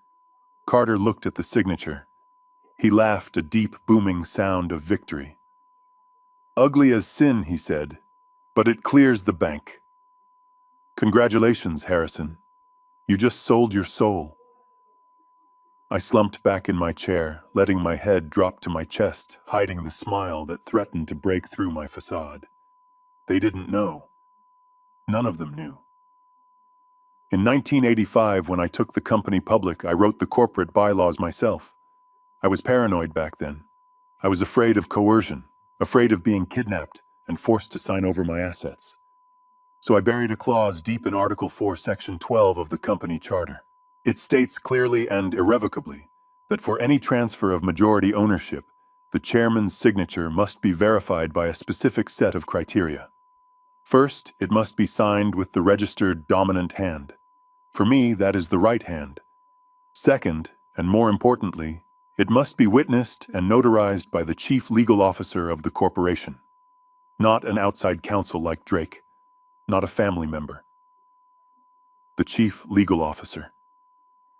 My chief legal officer is Mr. Thorne, and Mr. Thorne was not in this room. By forcing me to sign with my left hand and by excluding Thorne, they had just presided over the creation of a worthless piece of paper. That contract wasn't a sale. It was evidence. It was proof of coercion. Proof that I was under duress. Veronica was already pouring champagne. She handed a glass to Carter and another to Preston. To the new era, she toasted. To cash, Carter replied, clinking his glass against hers. They didn't offer me a glass. I was just the furniture now. The used-up resource. Can I go home now, I asked, my voice small. Veronica didn't even look at me. In a minute, Dad, she said dismissively, checking her phone. We just need to wait for the wire confirmation. I sat there watching them celebrate their crime. I watched Preston down his champagne in one gulp, his hands finally steadying now that he thought he was safe from the mob. I watched Veronica preen, imagining herself the queen of society with her new fortune. They thought the signature was the end. They didn't realize it was the trigger. By signing that document, I had completed the crime. Until the pen hit the paper, it was just a conspiracy. Now it was fraud. Now it was theft. Now it was a felony. I checked my watch discreetly. 2:15. Thorne would be entering the lobby right about now. He would have the certified copy of the bylaws in his briefcase. He would have the biometric logs proving I was of sound mind. And he would have company. I looked at the jagged signature on the document sitting in front of Carter. It was the ugliest thing I had ever written. And yet to me, it was the most beautiful. It was a trap snapped shut. My arm hurts, I complained again, rubbing my right shoulder. Stop whining, Harrison Carter said, not looking up from his phone. You are a rich man now. Go buy a new arm. I closed my eyes and let out a sigh that sounded like defeat, but was actually relief. The acting was almost over. The mask could almost come off. You know, I said, my voice suddenly steady, losing the tremulous rasp I had faked for 24 hours. My father always told me to read the fine print. Veronica froze. Her glass stopped halfway to her mouth. She turned slowly to look at me. The change in my tone registered instantly. What did you say? She asked. I sat up straight. I rolled my shoulders back, shedding the posture of the invalid. I picked up the cane, not to lean on it, but to hold it like a scepter. I said. I repeated, my voice booming with the authority of the chairman. You should have read the bylaws, Veronica. Article 4, Section 12. Preston looked at me, his eyes widening in confusion. Dad Carter looked up, his shark eyes narrowing. What is he talking about? I smiled. A real cold smile. I am talking about the fact that I am right-handed, you morons. And that piece of paper you are holding is worth less than the toilet paper in the executive washroom. Before they could react, before Veronica could scream or Carter could lunge, the heavy double doors of the boardroom burst open with a crash that shook the walls. The time for games was over. The phoenix had risen. The sound of the heavy deadbolt sliding into place echoed through the hallway like a gunshot sealing a coffin. They had moved me from my bedroom to the guest suite on the first floor, a room with reinforced windows and a heavy oak door that locked from the outside. Veronica had smiled as she took my cane away, leaving me unsteady on the plush carpet. She unplugged the landline phone and slipped it into her purse. She even took the remote for the television. Total isolation. That was her strategy. She wanted me to sit in silence and stew in my own fear until they returned victorious from the office, having stripped me of everything I owned. I listened to the sound of their departure. The front door slammed. The engine of the limousine roared to life, a deep guttural purr that faded down the long driveway. Then silence. A heavy, oppressive silence that would have broken a weaker man. But they had made a critical error. They assumed that because I was old, I was helpless. They assumed that because I built a logistics empire using computers and spreadsheets in my later years, that I had forgotten the gritty analog survival skills of my youth. I waited exactly 5 minutes to ensure they were gone. Then I moved. My limp vanished. My posture straightened. I did not need the cane. I needed a screwdriver, but a dime from my pocket would have to do. I dragged a heavy armchair over to the air conditioning vent, located high on the wall near the ceiling.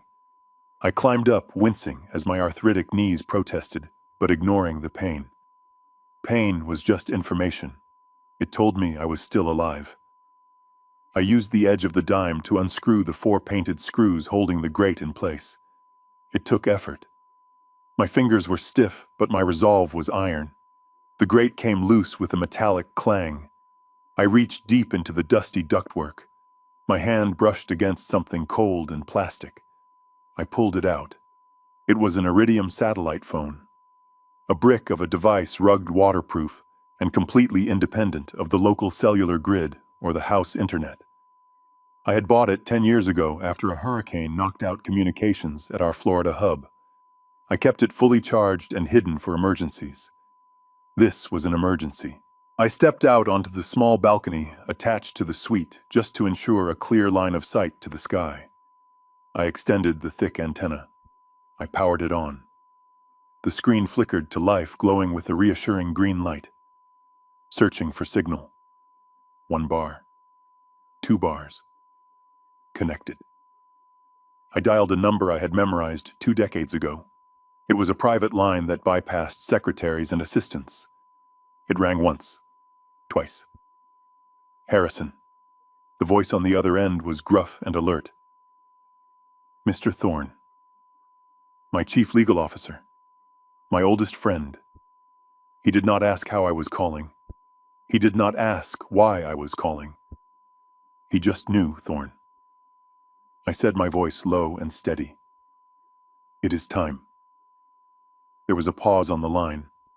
A heavy, pregnant pause. Are you sure? Harrison Thorne asked.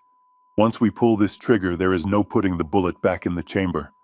I am sure, I said, looking out over the manicured lawn that my son wanted to sell. Initiate the Phoenix Protocol. Understood, Thorne said. His tone shifted instantly from friend to general. I am accessing the secure server now. I am freezing the corporate accounts. I am locking the stock transfer agent. There is more, I said. I need you to call the Economic Crimes Unit. Get Detective Miller. Tell him I have evidence of wire fraud conspiracy and attempted murder.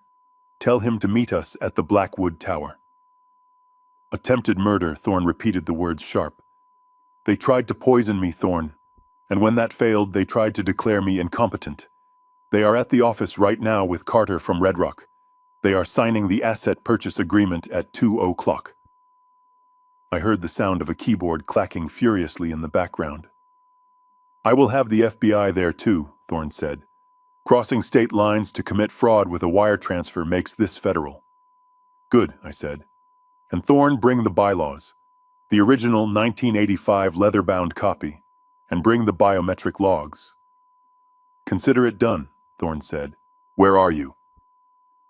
I am locked in the guest suite, I said, but not for long. I will meet you in the lobby at 1:55.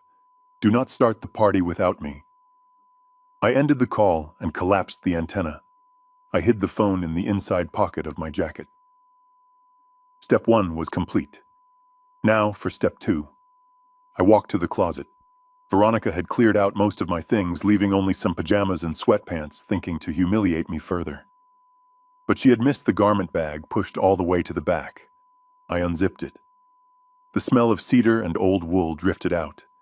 It was my charcoal gray 3-piece suit, the one I wore when I faced down the Teamsters in '92.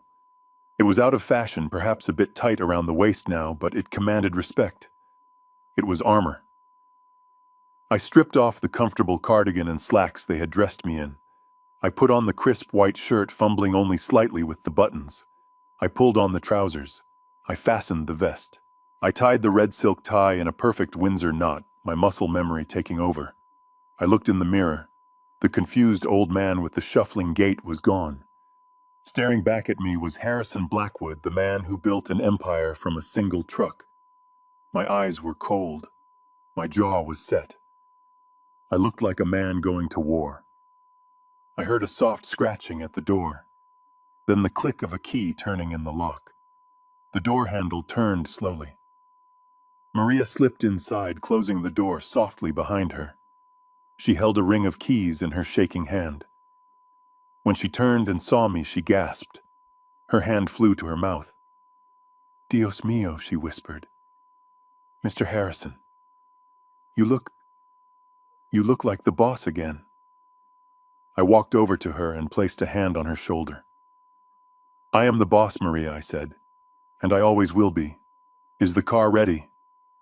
See, she nodded, her eyes wide with a mixture of fear and admiration. "I opened the garage side door like you asked. The security cameras are on a loop. I unplugged the server for 10 seconds, just like you taught me once." "You are a treasure, Maria," I said. She looked at my suit, then at the door. "Mr. Harrison," she said softly, "they will be angry. Mr. Preston, he has a temper now." "Mr. Preston is a child playing with matches," I said, adjusting my cuffs, "and he is about to burn his fingers." We moved into the hallway. The house was silent. Greg the nurse was gone, likely dismissed by Veronica once she thought I was secured. We walked to the kitchen and out through the service entrance that led to the garage. My main car, the Rolls-Royce, was gone, taken by Veronica. Preston's sports car was gone, but in the far corner under a dust sheet was my old Lincoln town car. It was 20 years old, built like a tank and reliable as the sunrise. Preston hated it. He called it a dinosaur. He had tried to sell it 3 times, but I always refused. I pulled the sheet off. The black paint shone under the fluorescent lights. I opened the door and slid into the leather seat. It smelled of tobacco and memories. I put the key in the ignition. It turned over with a roar, a deep V8 rumble that sounded like thunder. Maria stood by the door, holding it open. "Go, Mr. Harrison," she said. "Go get them." I looked at her one last time. "Pack a bag." "Maria," I said, "when I come back, things are going to be very different here. You might want to take a vacation while the dust settles." I put the car in gear. The garage door opened slowly. I didn't wait for it to fully rise. I punched the accelerator and the Lincoln shot out into the sunlight. I drove down the long driveway, past the manicured hedges, past the security gate that opened automatically for my transponder. I turned onto the highway and headed toward the city. The skyline of Chicago rose in the distance, a jagged line of steel and glass. In the center of it stood the Blackwood Tower, my tower. My son was sitting in my chair, selling my legacy. He thought I was locked in a room crying. He thought I was finished. I pressed the gas pedal down. The speedometer climbed. I wasn't just driving to a meeting. I was driving toward my vindication. The Phoenix Protocol was active. The trap was set. All that was left was to spring it. While I navigated the heavy afternoon traffic, pushing the old Lincoln town car toward the city limits, the scene inside the Blackwood Tower boardroom was unfolding with the tragic inevitability of a Greek tragedy. I knew exactly what was happening in that room because I had spent 40 years studying human nature, and I knew the players involved better than they knew themselves. My absence created a vacuum, and the sharks were rushing in to fill it. Inside the boardroom, the air was cold and recycled, smelling of stale coffee and expensive ambition. The room was packed to capacity. On one side of the long mahogany table sat the shareholders, a mix of nervous pension fund managers and greedy day traders who only cared about the quarterly returns.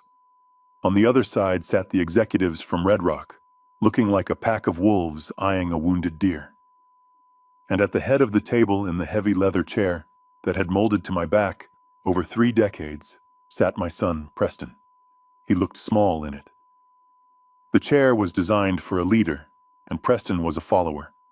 He shifted uncomfortably, adjusting his tie, sweating under the collar of his shirt, despite the chill in the room. Standing behind him, resting a manicured hand on his shoulder, was Veronica. She was the true power in the room, and she knew it. She radiated a toxic energy, a mixture of arrogance and triumph that filled the space like a noxious gas. Preston cleared his throat, tapping the microphone with a nervous finger. The sound echoed through the room, silencing the murmurs of the crowd. He looked pale, his eyes darting toward the door, as if he expected me to burst in at any moment. But when the doors remained closed, he seemed to gain a fragile sort of confidence. "Ladies and gentlemen," Preston began, his voice shaky at first, but gaining strength from Veronica's grip on his shoulder. "Thank you for coming on such short notice. We have gathered here today to make a difficult but necessary announcement regarding the future of Blackwood Logistics."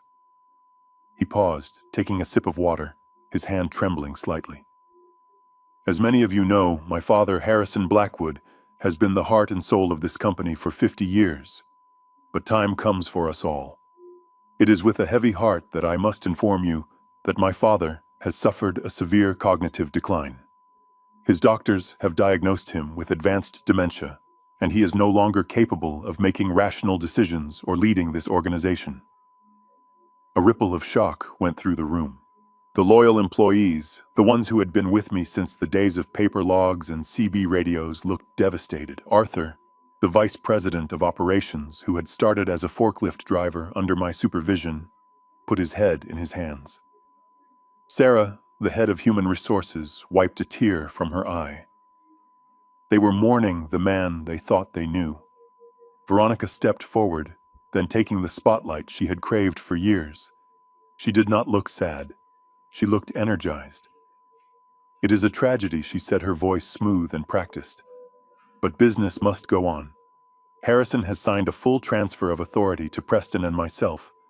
We are now the legal guardians of both his person and his estate. And our first act as the new leadership is to secure the financial future of this company."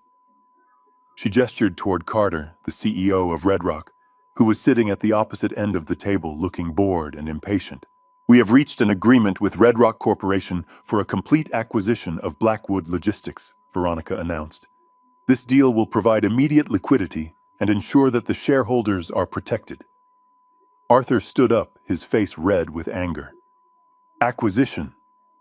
Arthur spat. "You mean a liquidation? I have seen the preliminary terms, Veronica. You are selling us for parts. You are selling the fleet, the warehouses, the routes. You are shutting down the pension fund." Veronica laughed, a cold, sharp sound that cut through the tension. "Sit down, Arthur," she said, her tone dripping with condescension. "You are thinking with your heart, not your head.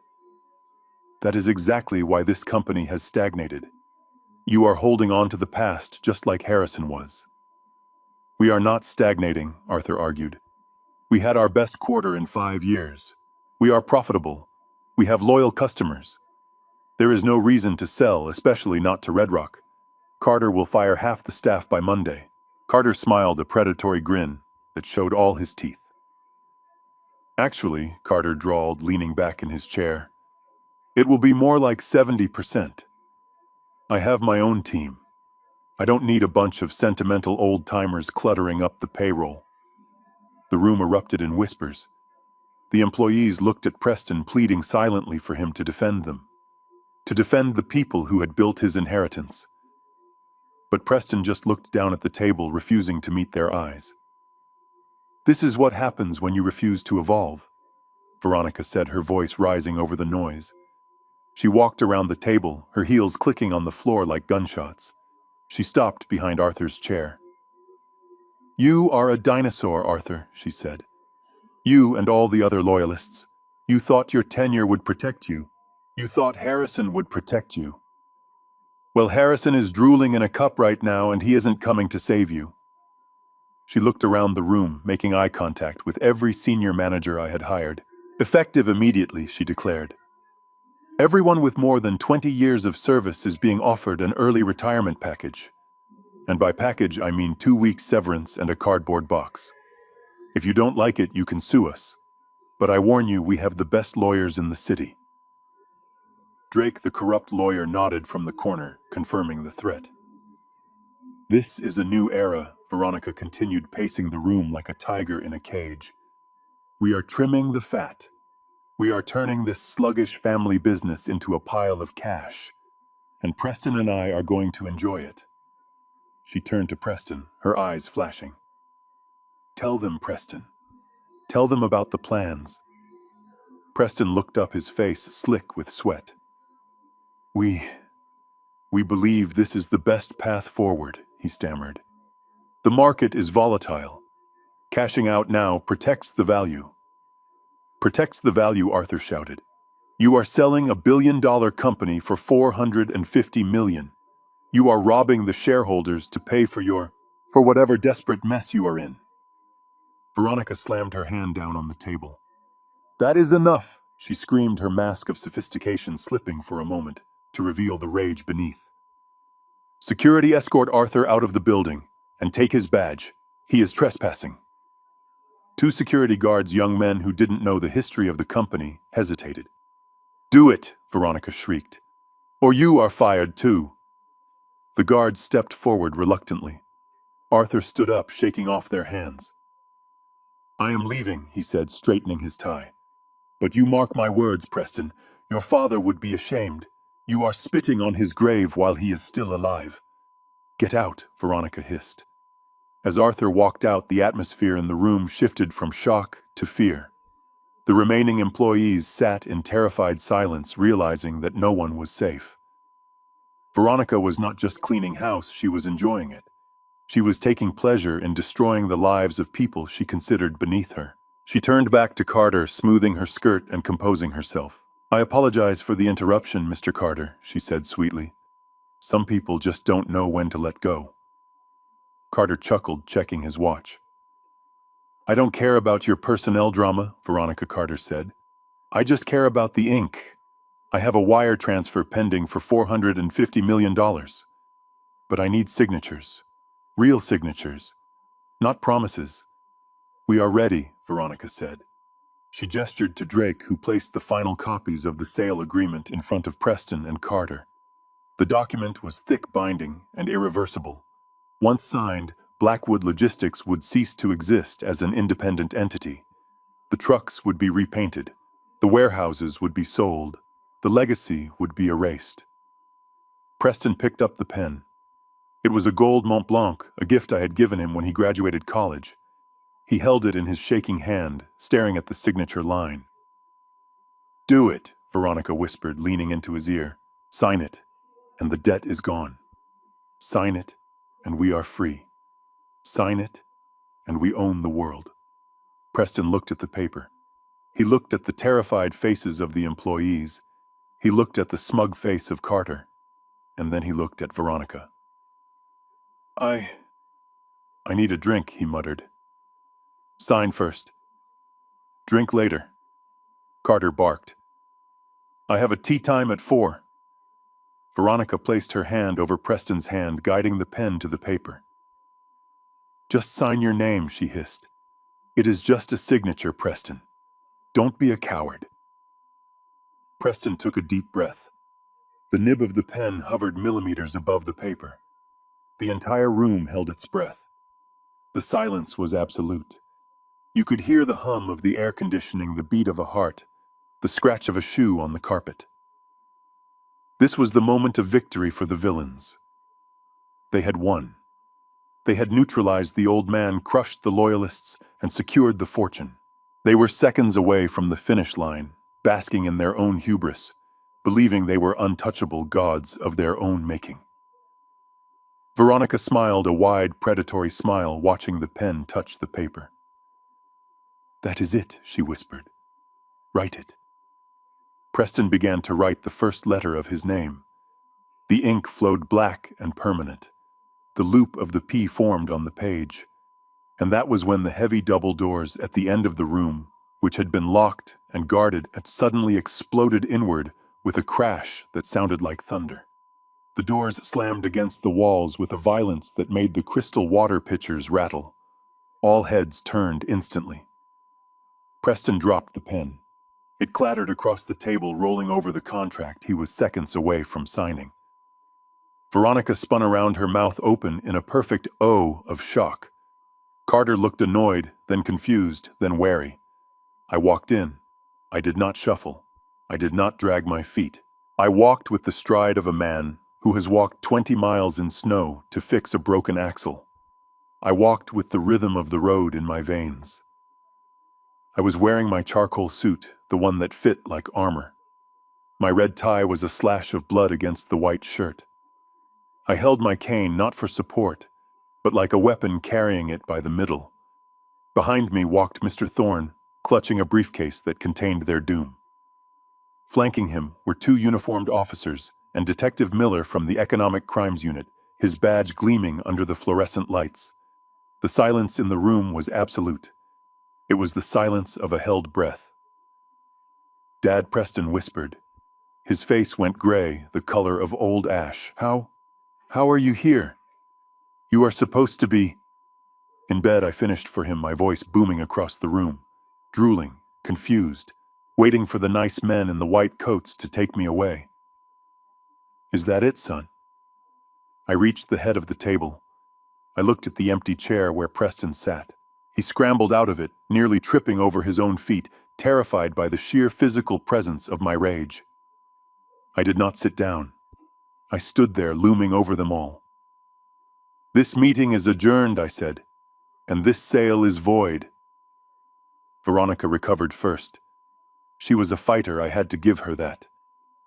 She stepped forward, her face twisting from shock into a mask of indignation. Security, she shrieked, pointing at me. Get him out of here. He is having a psychotic break. He is dangerous. He escaped from his nurse. The security guards looked at me. Then they looked at the police officers standing behind me. They wisely decided to inspect their shoes. I am not the one who is dangerous, Veronica, I said calmly. I reached into my jacket pocket and pulled out the thick stack of documents Thorne had prepared. I tossed them onto the center of the table.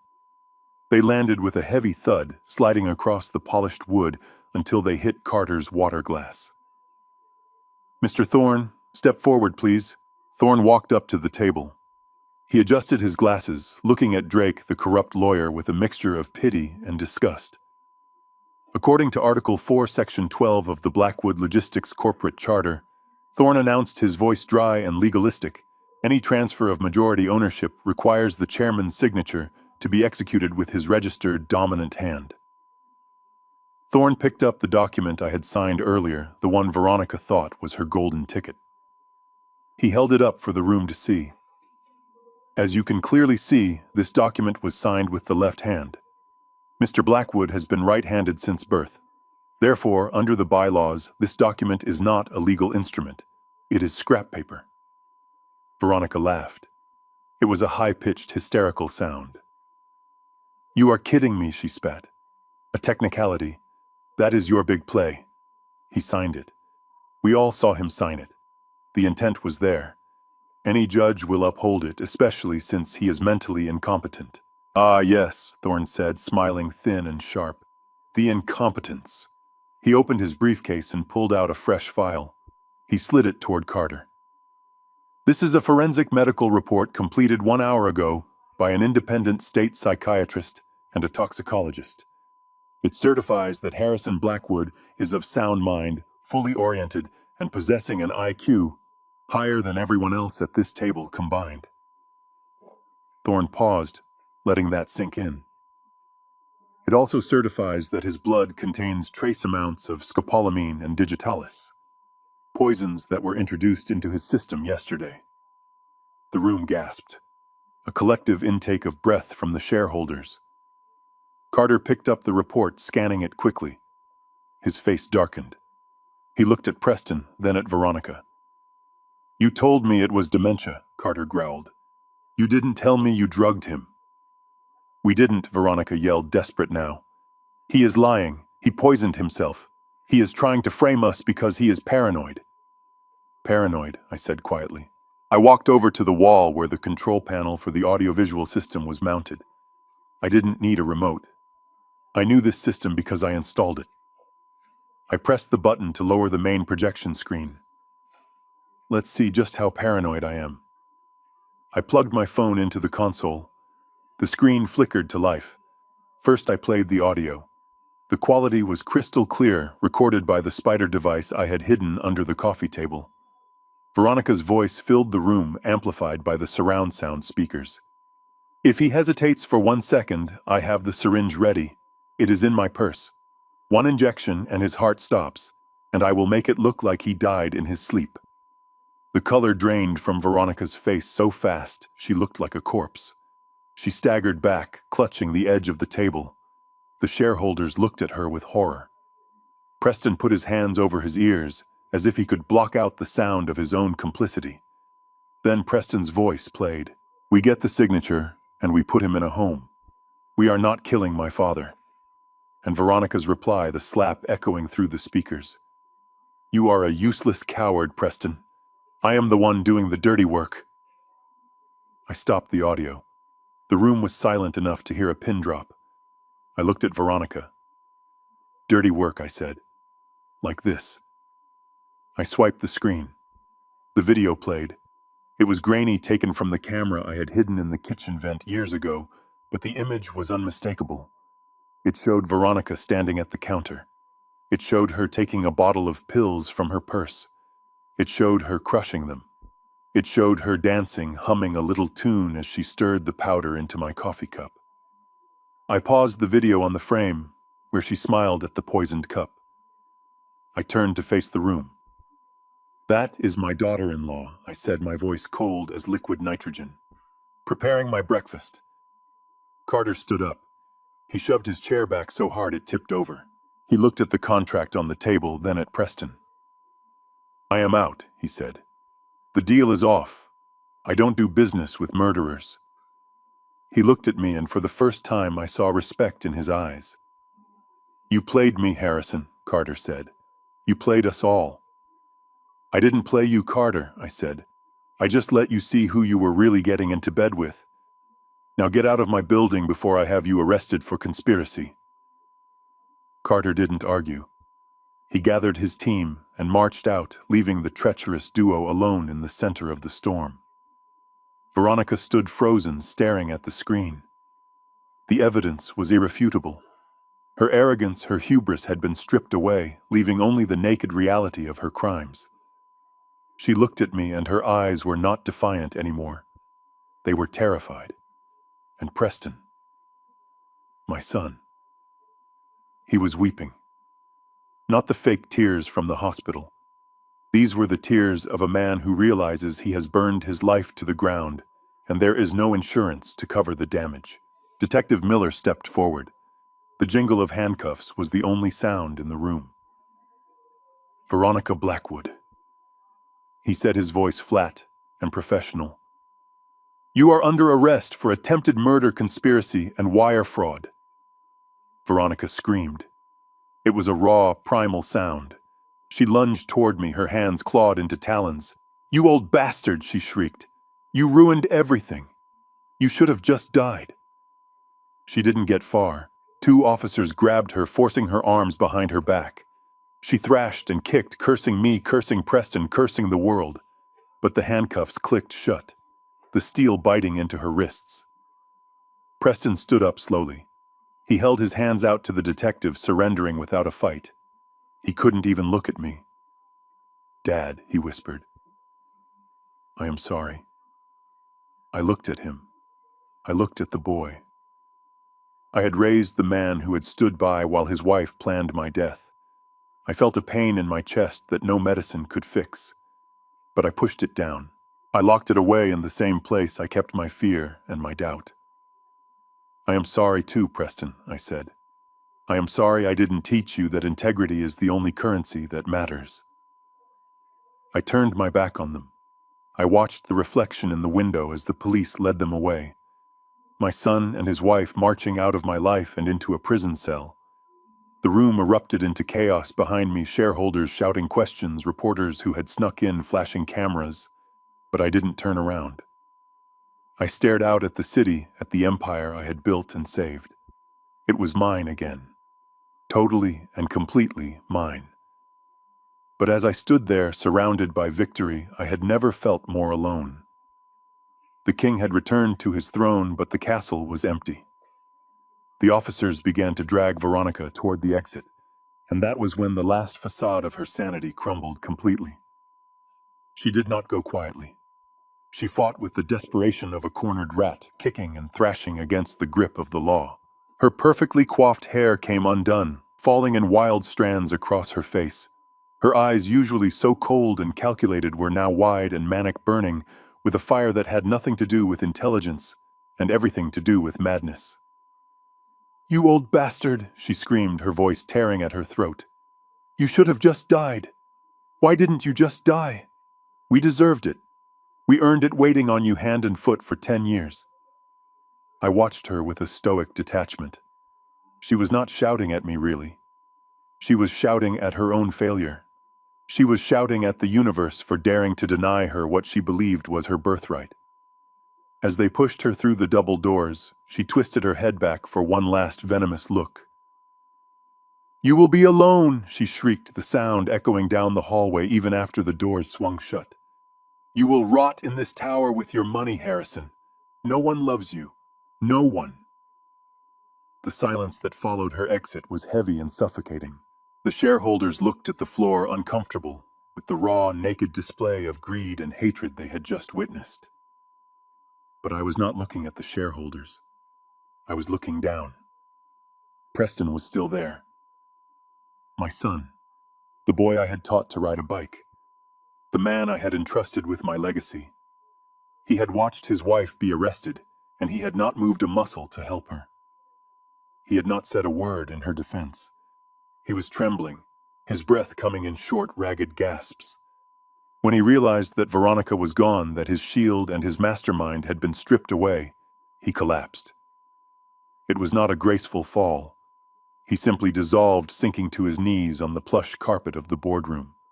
He crawled toward me, his expensive suit pants dragging on the floor, his dignity abandoned completely. He reached out and grabbed the leg of my trousers, burying his face against my knee. "Dad," he sobbed, his voice muffled by the fabric of my suit. "Dad, please. You have to help me. I didn't want to do it. She made me. She said it was the only way." I was scared, Dad. I was so scared. I looked down at the top of his head. I saw the thinning hair, the sweat on his neck. I waited for a surge of paternal instinct. I waited for the urge to reach down and pat his shoulder, to tell him that everything would be all right, that Daddy would fix it. But the urge did not come. The well was dry. I reached down not to comfort him, but to remove him. I peeled his fingers off my leg one by one. His grip was weak, clammy, and desperate. I stepped back, creating a physical distance between us that mirrored the emotional chasm that had opened up over the last 24 hours. "Stand up, Preston," I said, my voice flat and devoid of emotion. "Have some dignity for once in your life." He scrambled to his feet, wiping his nose with the back of his hand, looking at me with wide, pleading eyes. "Dad, the debt," he whispered so the police wouldn't hear. "The syndicate. The deadline is midnight. If I don't pay them $15 million, they said they would kill me. You can't let them kill me. Just unfreeze the trust fund. Please. I will go away. I will never ask for anything again. Just save me this one last time." I looked at him and I saw the truth. He wasn't sorry for what he did. He wasn't sorry he tried to steal the company.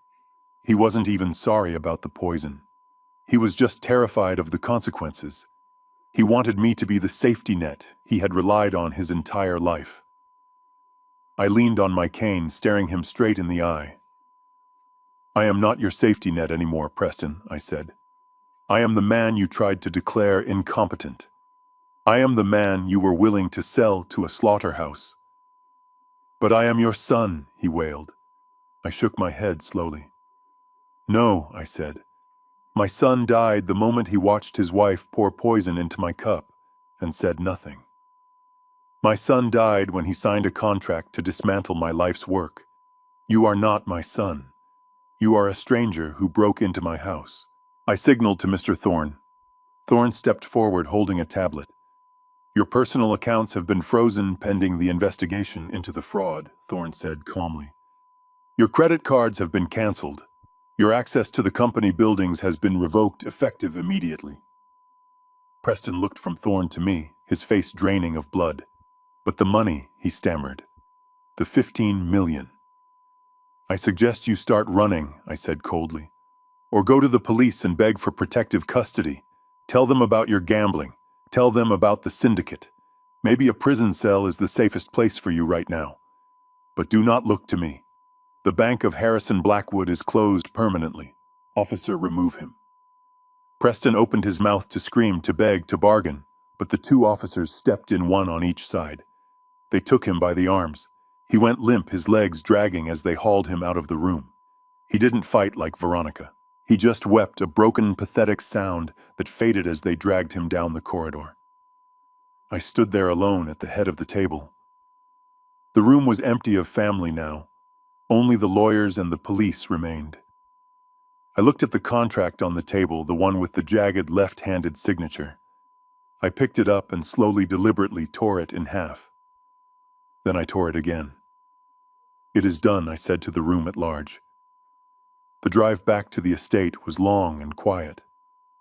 The sun was setting, casting long shadows across the highway. I sat in the back of the Lincoln watching the city pass by. I felt lighter, as if a heavy tumor had been cut from my body, but I also felt the phantom pain of the amputation. I had saved the empire, but I had lost the heir. When the car pulled up to the manor, the house looked different. It looked bigger, emptier. The lights were on in the kitchen, warm and inviting against the dusk. I walked inside.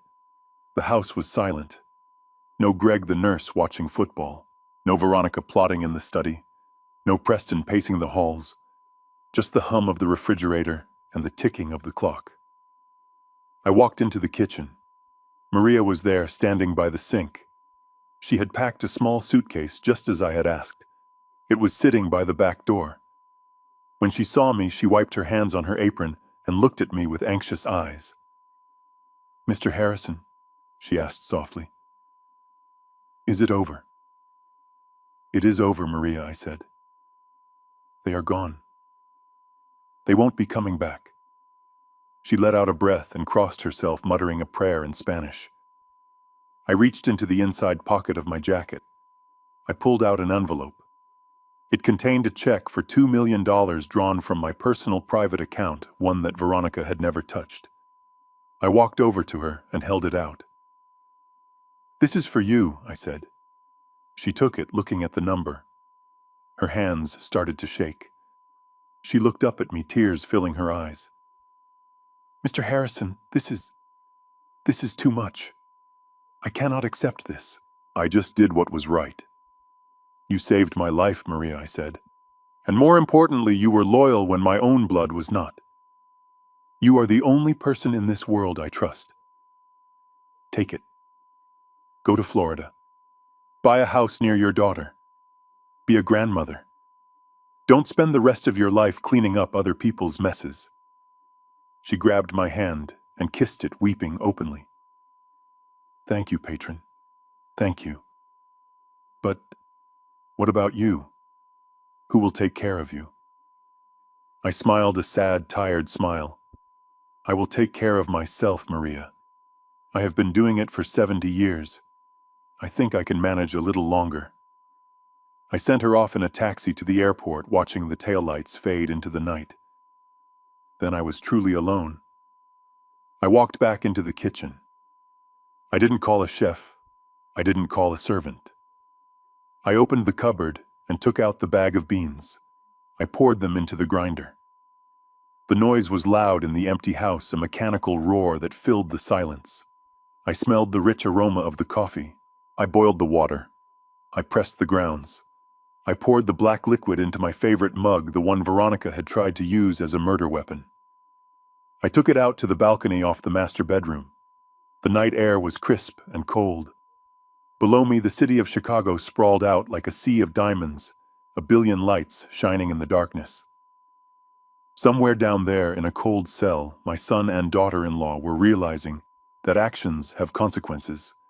Somewhere down there, the trucks of Blackwood Logistics were rolling down the highway, carrying goods, keeping the world moving. My name painted on the side of every trailer. I took a sip of the coffee. It was bitter and hot and clean. It tasted like survival. I was 72 years old. I had no wife. I had no son. I had no daughter-in-law. I was the last Blackwood standing in the castle I had built. The wind blew, rattling the leaves of the oak trees in the garden. It was lonely up here at the top, but as I looked out at the horizon, I realized something else. I was safe. I was free. And the empire was still standing. I raised my cup to the moon in a silent toast to the empty house.